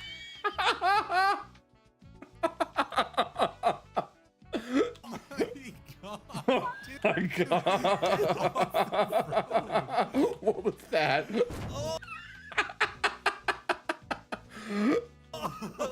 I swear people keep driving into him. They're doing it on purpose with the new gens. I'm a LARPer. Yes, I'm LARPing as a Simpsons fan. Your phone almost corrected to lager. Oh, he takes a cider drink. He takes a lager drink. He takes a cider drink. No, wait. How did the lyrics go? He takes a whiskey drink, he takes a vodka drink, he takes a lager drink, he takes a cider drink, sings the songs that remind him of the good times, sings the songs that remind him of the best times. There. Purpose. Yeah, they like swerve into it. Like, is that Millhouse? Because they all know who Millhouse is. A very bad man is delivering roadkill to all the Krusty Burgers, which are cheaper than my quickie dogs. Hit and collect meat Yeah. from Cletus's truck before time runs out. Meat? Meat. Oh my god, We have to collect roadkill. I have a Pooh's car. Yeah. I was telling the joke, Brett, so good. You gotta destroy Cletus. Or was I telling a joke? Ah, take that, Cletus. In the last video, we asked you guys to caption this image. Mm-hmm. When you see a Twitter debate, that's the caption. Here's some of the funniest Your dog when you ask who stole your sandwich off the counter. captions. Great job, guys. You're all comedy geniuses. In this week's episode, No, just Twitter. we want you to caption this image. You can use the same Twitter thing again. Me seeing an internet argument on Twitter. The funniest captions will get featured in the next episode of The Simpsons Hit and Run. Oh, and by the way, Oh, we're gonna play The Hobbit for PS2. join the subreddit. 15 times I gotta hit him. Oh no. Yeah, it's a pain in the ass. This is worse than the Bone Storm mission. It's a pain in the ass because sometimes it drops it like behind you and you have to do like a full 360 to get it. You have to like do it strategically, like hit him in the back and then brake a little bit. Oh, easy. You got it. This is it. There we go. Yeah. There we go. We just ran you out of business. Now your family are gonna starve. The Observatory. Oh, I was vibing to that. I remember this place. You gotta talk to Nerd Man. Well, let's see now. Like that. Bart helped me build a monster and then disappeared in a bright light. Is that Ralph? What's he doing back there? This is crazy. I need someone to talk to who's wise and learned. Okay. Oh, so we're gonna talk to Ralph? What are you doing? I like men now because it tastes like burning. Come out there, Ralph. Is that glue? Oh no. My pee came out. Now he's just stuck in space, not moving. Oh god. Oh, he is. Look at him. Oh, what's in here? It's a telescope. We're in space. Wow. This is what the Simpsons space looks like. Plays Futurama. It looks horrifying, honestly. Oh, we can buy some clothes here. What is it? I'm gonna buy this. Sure. Florida. Oh, Florida. My name is Florida. Florida. That's the name of a state. Why is my name Florida? Dynamite! There we go. Now I'm fashionable. Oh, I need the school bus. We need the school bus. We gotta buy it from Otto if we want to do this mission. I wasted all my money. There we go. Aw. More than enough coins. You can go and buy the bus now. Look. Oh. Oh, is it? Oh, it's beautiful. Is the Krusty the Clown show? Oh my god, is it? It is. Look how many boxes and shit are in Wow, here. this is nice. There's a speedrun trick that you can do with these boxes where you don't break them all the way.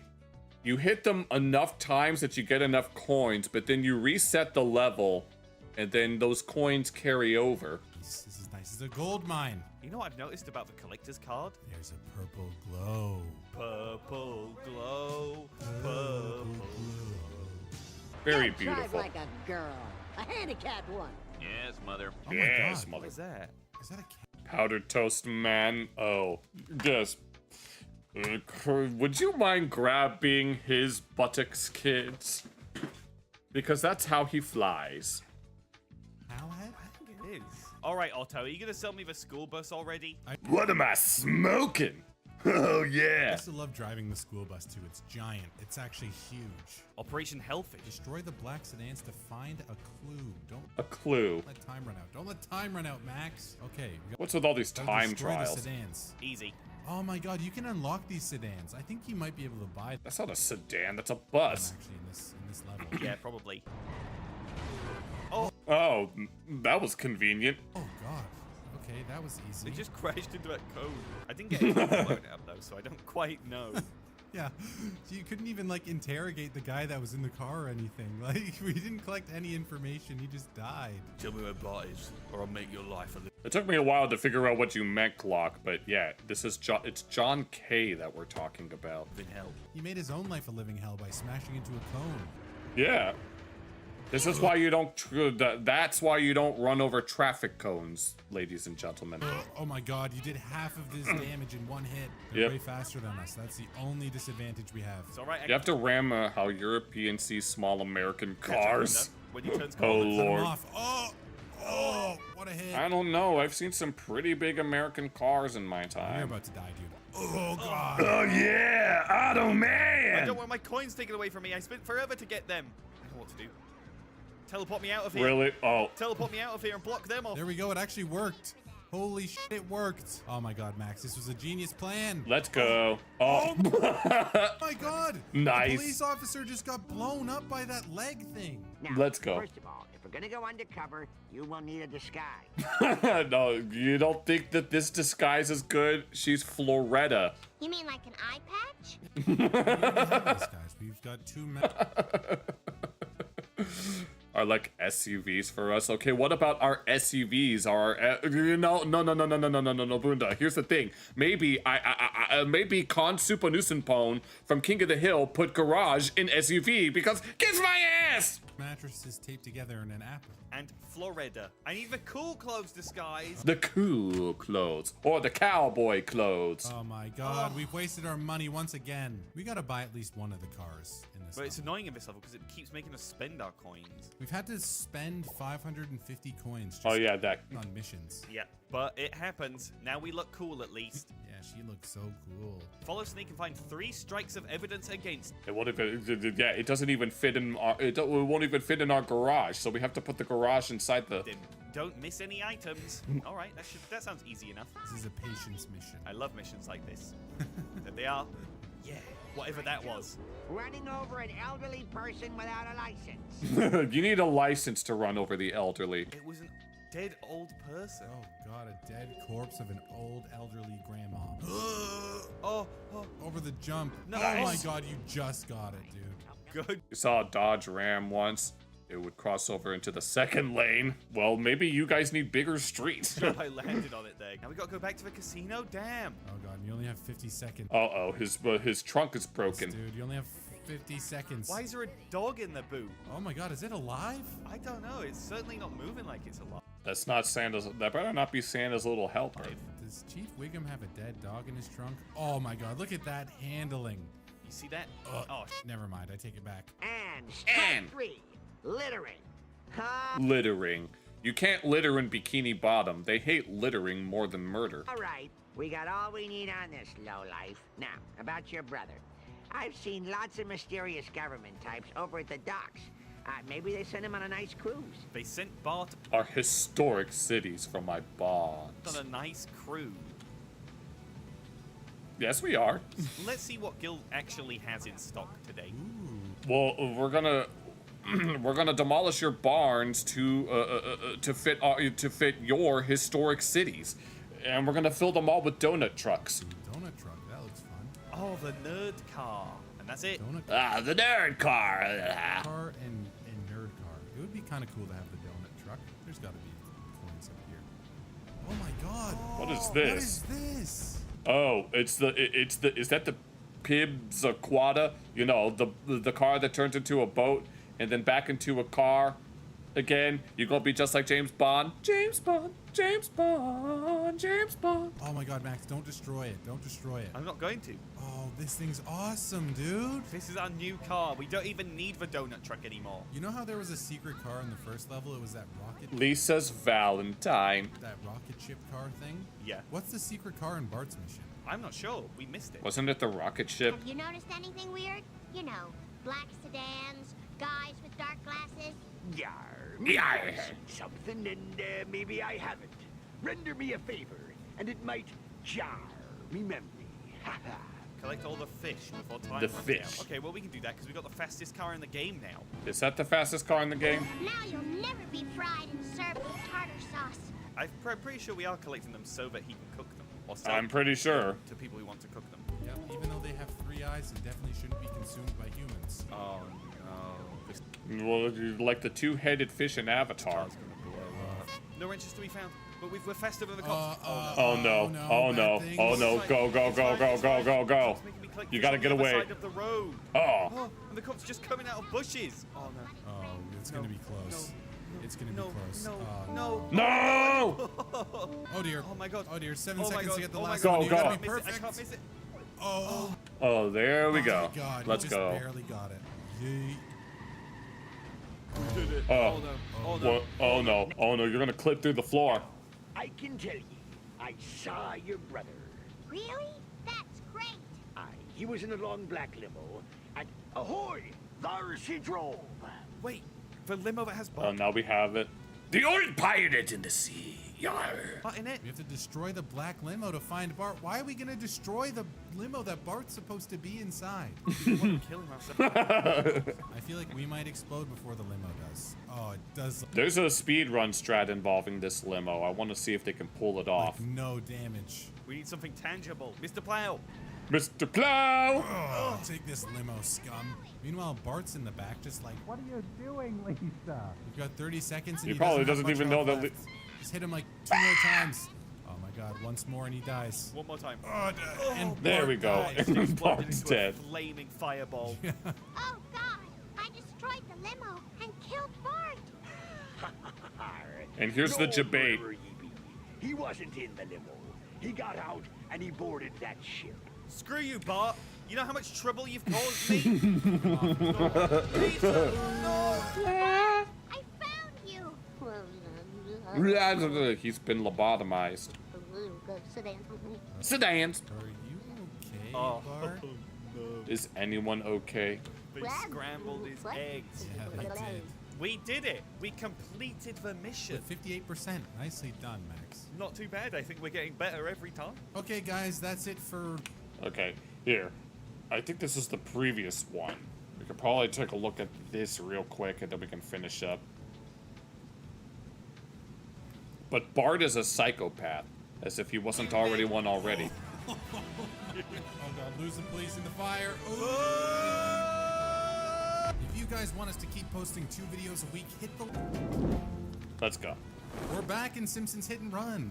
We're running and hitting. Yeah, let's do it. Let's play the Simpsons Hit and Run again. And here Again. we are. Back in the Talk Simpsons to Hit and Run Milhouse. with our good buddy Milhouse with the blue hair. Hey, Bart. Milhouse. Oh my God. No. Oh, you even kicked a bench. Kick the bench on him. Okay, well, I was about to call it a stool. That's not a stool. let's send this cat into the atmosphere. Please don't send me into space. Yeet this thing, dude. Cowabunga, dude. Oh. Goodbye, Eat cat. pants. What is this a statue of? It's Jebediah Springfield, remember? Ah, yes, Jebediah. And look, we can kick his head off because you remember Bart removed his head in the episode of The Simpsons?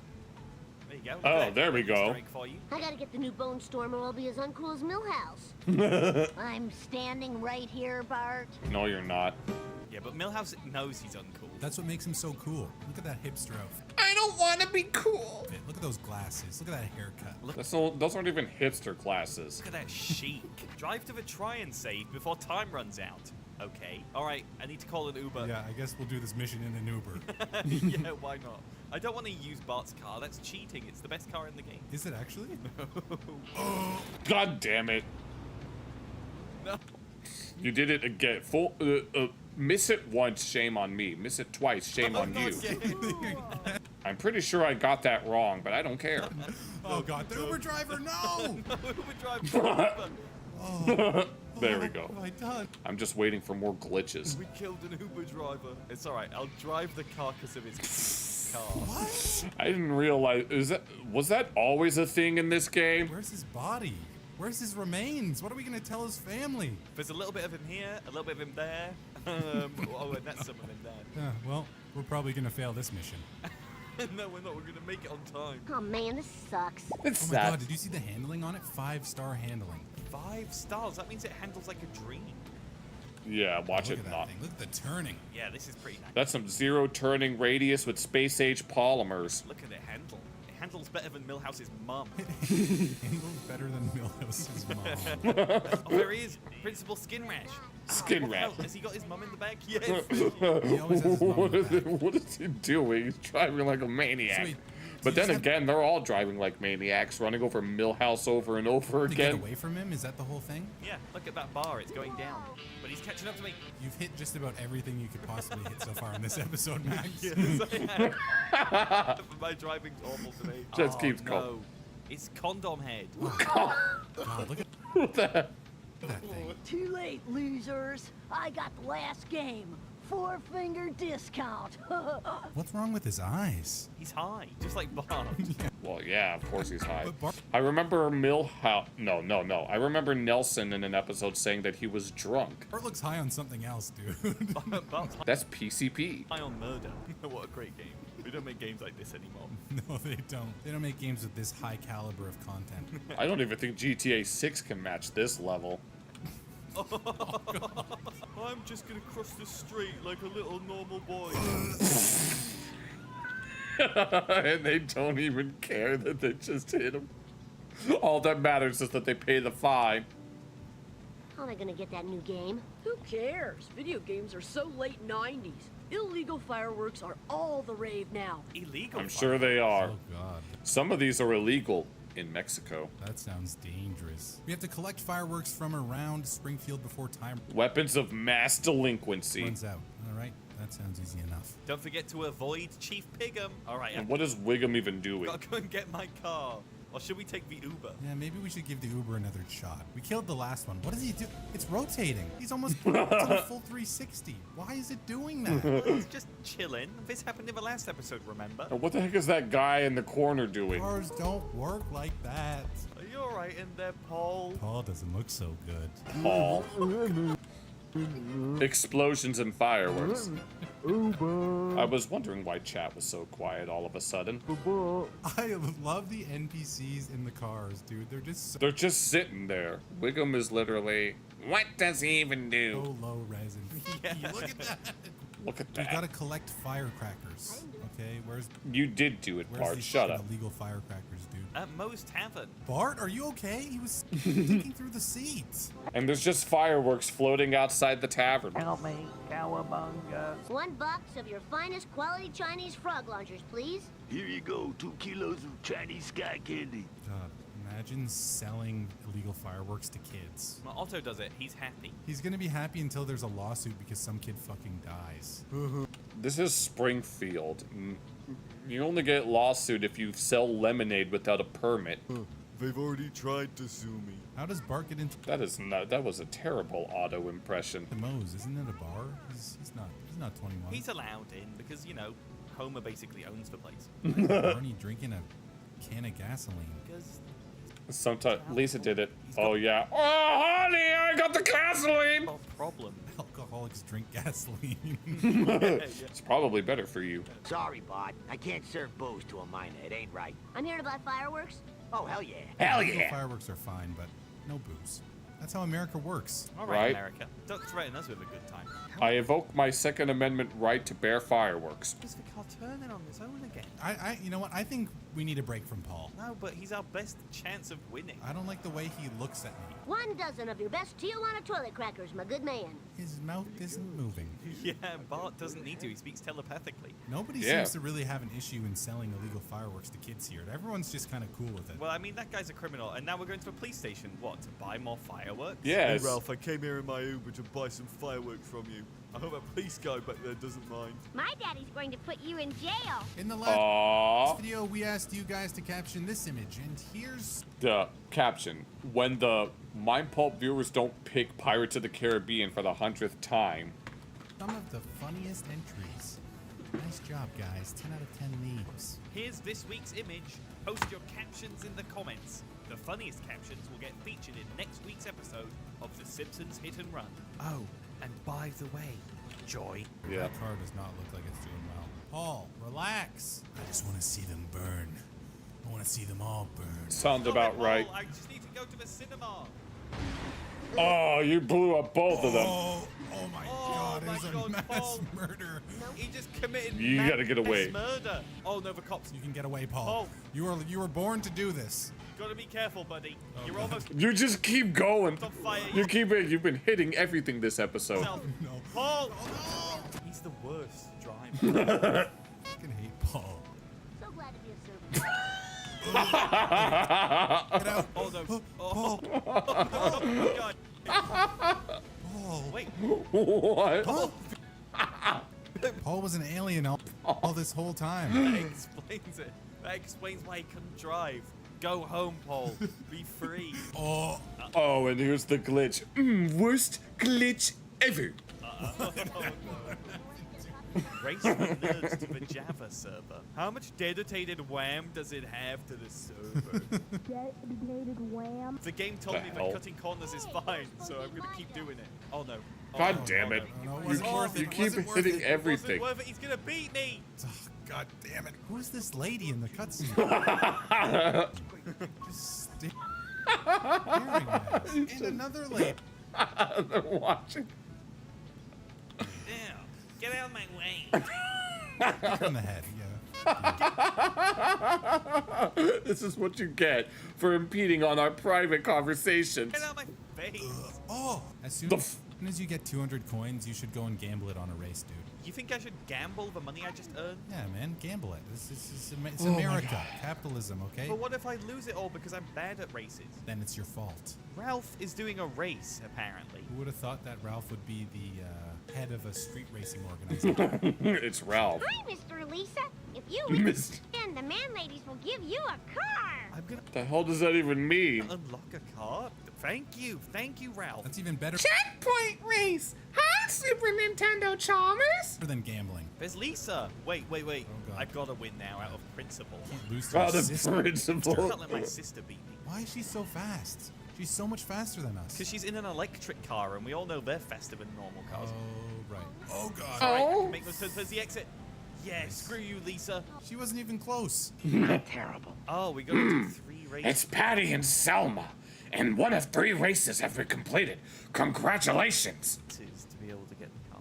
Ralph lied to me. It was all for nothing. Wait, Grandpa? I think at some point you get to drive the grandpa's war car or something. Is that what this mission is? I need your car from the war. The war! Dial B for blood. Collect the blood for Grandpa? We need to defeat that cloud that he was yelling at. Okay, well, I gotta collect blood in 25 seconds or Grandpa Simpson's gonna die. Yeah, and if you do it, he'll give you his car. Oh, Do we really it's have just to a bag of drive to get all of that? blood. Just on the ground. On the side of the road, just a bag of fucking blood. Mo, do you have any That one episode of Victorious be like? human blood?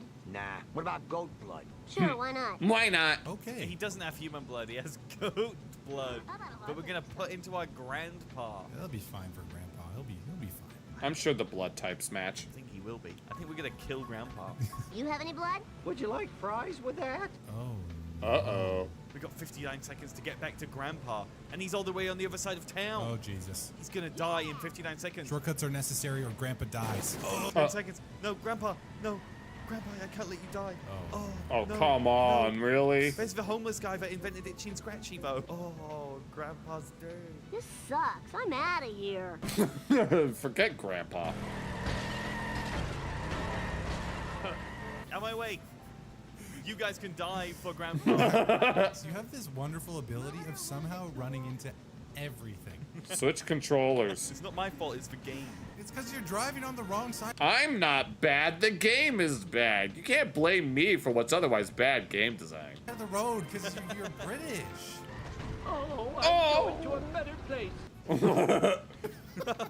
All right, so we unlocked the Grandpa's World War II car. We gotta drive that, man. We gotta fucking drive that. It's sick. I remember loving this car when I was a kid. The open top Jeep.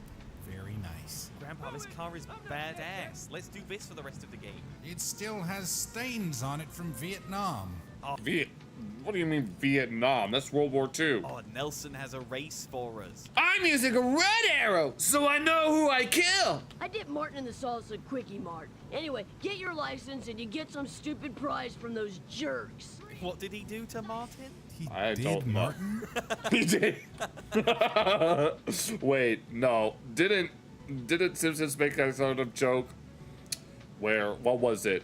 It was either, I don't remember what the context was, but Milhouse received, what was it, some note from a girl or something? He tried to respond to the girl, and then Milhouse thought it was for him, and so No, Nelson thought. Why am I mixing up Nelson and Milhouse's names? And then Milhouse got taken on a stretcher. I'm sure you may or may not know what I'm talking about. In the Quickie Mart? Oh no, I'm bringing Grandpa's shitty car. I don't think this car's that bad.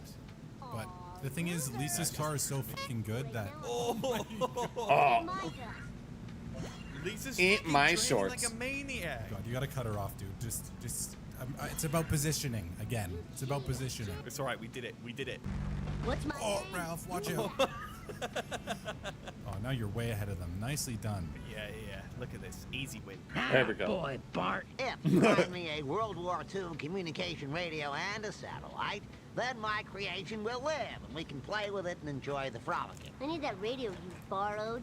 No Borrowed. way, little dude. This radio is going to help me score beaucoup de chicks. Yeah, screw you, Snake. Nice. We're gonna beat you in Grandpa's old 1920s car. Yeah, I don't know how this is gonna go. We gotta play dirty. You gotta hit him where it hurts. Pit maneuver, Max. It's time. This is what I did to the Nazis. Nice. You've kind of pit maneuvered yourself a little bit there, too. yeah, I did. Cut him off. Hit him into Paul. Oh, no. Christ. He hit you in the paw. Paul, out of the way. Just use Paul against me. That was insane. We gotta use the environment to our advantage. God, this car's so wobbly, dude. Screw you, Snake. What kind of rentals does he have for sale? Probably some cop car or something. A limo. It looks like he sells snake oil. Limo. A limo. Fire truck? These are both slow, probably. That's it. I'll take the limo. And let's do our last race as well and then lock that car. There you The go. house is right around the corner. Yeah. And let's then do Bart this race himself with the is limo. driving The it. DMV has us all doing these stupid races. Really? State should get some child labor laws. This is a time trial. Okay. Oh, in a limo. Oh God. This was a horrible mistake. Oh, these tight turns in a limo. You seem to be doing quite well, though. Millhouse, what kind of race is this you're running? Yeah, easy. Good work, Bart. All races complete. Oh my. Oh, okay. We get God, we got Moe's sedan. Oh, the one that Homer drives into the lake. Oh, there it is. Sedan. God, that's what we worked so hard for. The sedan. Does it always have that flower? It's so look ugly, dude. It's not even cool. It's like bogey green. We did all of that for this beat up, fucking ugly sedan with a flower on the roof. Can I borrow your satellite dish? Sure, if you help me scoop up my flat meat, sophisticated city youngster. Collect the flat meat before It's time better than beat. You have to avoid the poo. runs out. Avoid a poo? Why are we avoiding a poo? What does he have to do with the flat meats? Because he tries to sell it. Millhouse passed a note that said, "Someone likes you," to Nelson and Clads. And then Millhouse wants to wave to him. And then Nelson... Millhouse was on a stretcher. Yes, that scene. Yeah, I was having trouble remembering the exact one, but... I guess he wants to sell them in the Quickie Mart? Oh my God, 3 seconds. Nice, you did it. No, that was easy. Now I've got a minute to go back. I'm sorry, I don't know why. Black van, pizza delivery. Dude, you're just like... I'm just crashing into everything. It's like The note was there's from nothing Lisa. on the road except for one car, and you're like, huh? Yeah, I'll drive into it. Why not? Take this satellite dish as a reward. She gets As a reward. 14 channels, including the outhouse channel. Why does he Nice. have a satellite dish? And what's the outhouse channel? It's just some redneck thing. Now fetch me a blender with the puree and the frappe and the liquefy. Now, where am I gonna get a blender? Dr. Nick! Drive to the Screaming Monkey Medical. Why are we going to a medical facility to get a blender? Because, hi, everybody! My monkeys have escaped. Can you catch them for me? I'll be so grateful. Oh, look at his beard. There's no way I'll be able to fit all those That's not a beard. monkeys in my car. I better get a big truck or something. I need Mr. Plow. That's so Mr. bullshit, Plow. Because we have Plow King. Why do we need Mr. Plow? Because How it's can you not. be big? Homer, I need to buy your car. Give me Mr. Plow. Collect the monkeys before time runs out. Monkeys? Oh God! Oh my God! I remember this mission. This is a really tough mission, actually. How tough is it? I will be shocked if you get this in the first try. Come on, Grandpa, help me. Honestly, that 5 seconds it took to get back into the car, I think is gonna be the difference between winning and losing. I'm gonna win this one. This is easy. I'm already 12 monkeys in. There's fucking 30 of these things. That's okay, not you're that more many. than halfway through and you have 2 minutes and 20 seconds. I think maybe this wasn't as hard as I remember it being. Yeah. Oh my god, you did it first try. You know what? I don't remember how they do it really in the wasn't as speed hard as I run. remember. Easy. And it's all because of Grandpa's car. Welcome home, Daddy's little angels. Now, to put electrodes in your brain. Let's Didn't go. think the old man had it in him, did you? Oh my god. That one was violent. So can I see the Truckosaurus thing? Yes. Is a word I would love to be able to say. Destroy all the cell phone users' cars before time runs out. That's You have to destroy all the cell phone users' cars before the time runs out. everybody. That's just everybody. Everyone uses a cell phone. No, we got to go back in time. This was before everyone had a cell phone, remember? Yeah. Gotta bring Mr. Plow. Yeah, get Mr. Plow. This is perfect for Mr. Plow. Sorry, Grandpa. Oh no, use Plow King actually. That's probably even better. Oh, yeah, Plow King. Let's just go. Shred, rip, and tear. This is what you get for using a cell phone, buddy. Oh.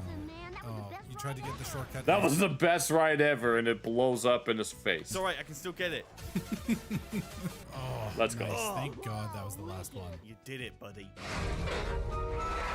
Oh, what is this? Pre-rendered cutscene? Wow, Truckosaurus is some kind of truck/dinosaur. I never What was your first clue? would have guessed. Oh, I don't like CGI bar. Yeah, these cutscenes, dude.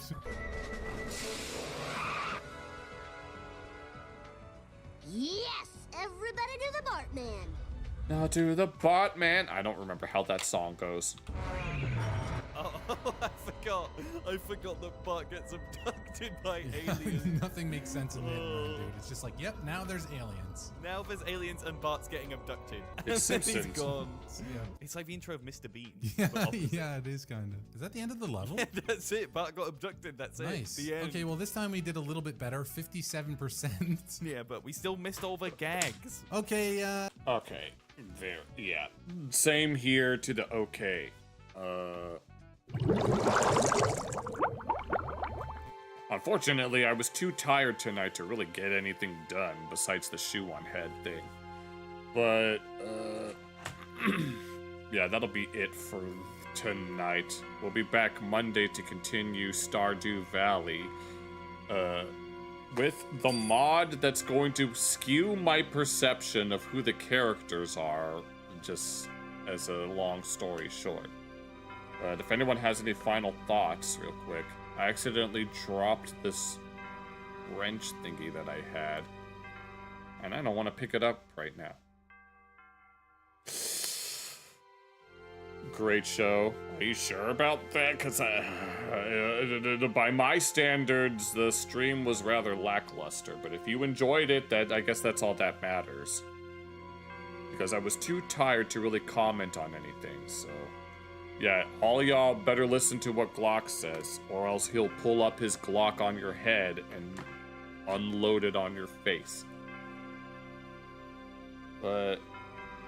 Alright, yeah. It was fun. Okay, even with my lackluster commentary on that Odyssey video. Okay, yeah, I gotta get to bed soon, so take care, everyone. See you Monday/Tuesday.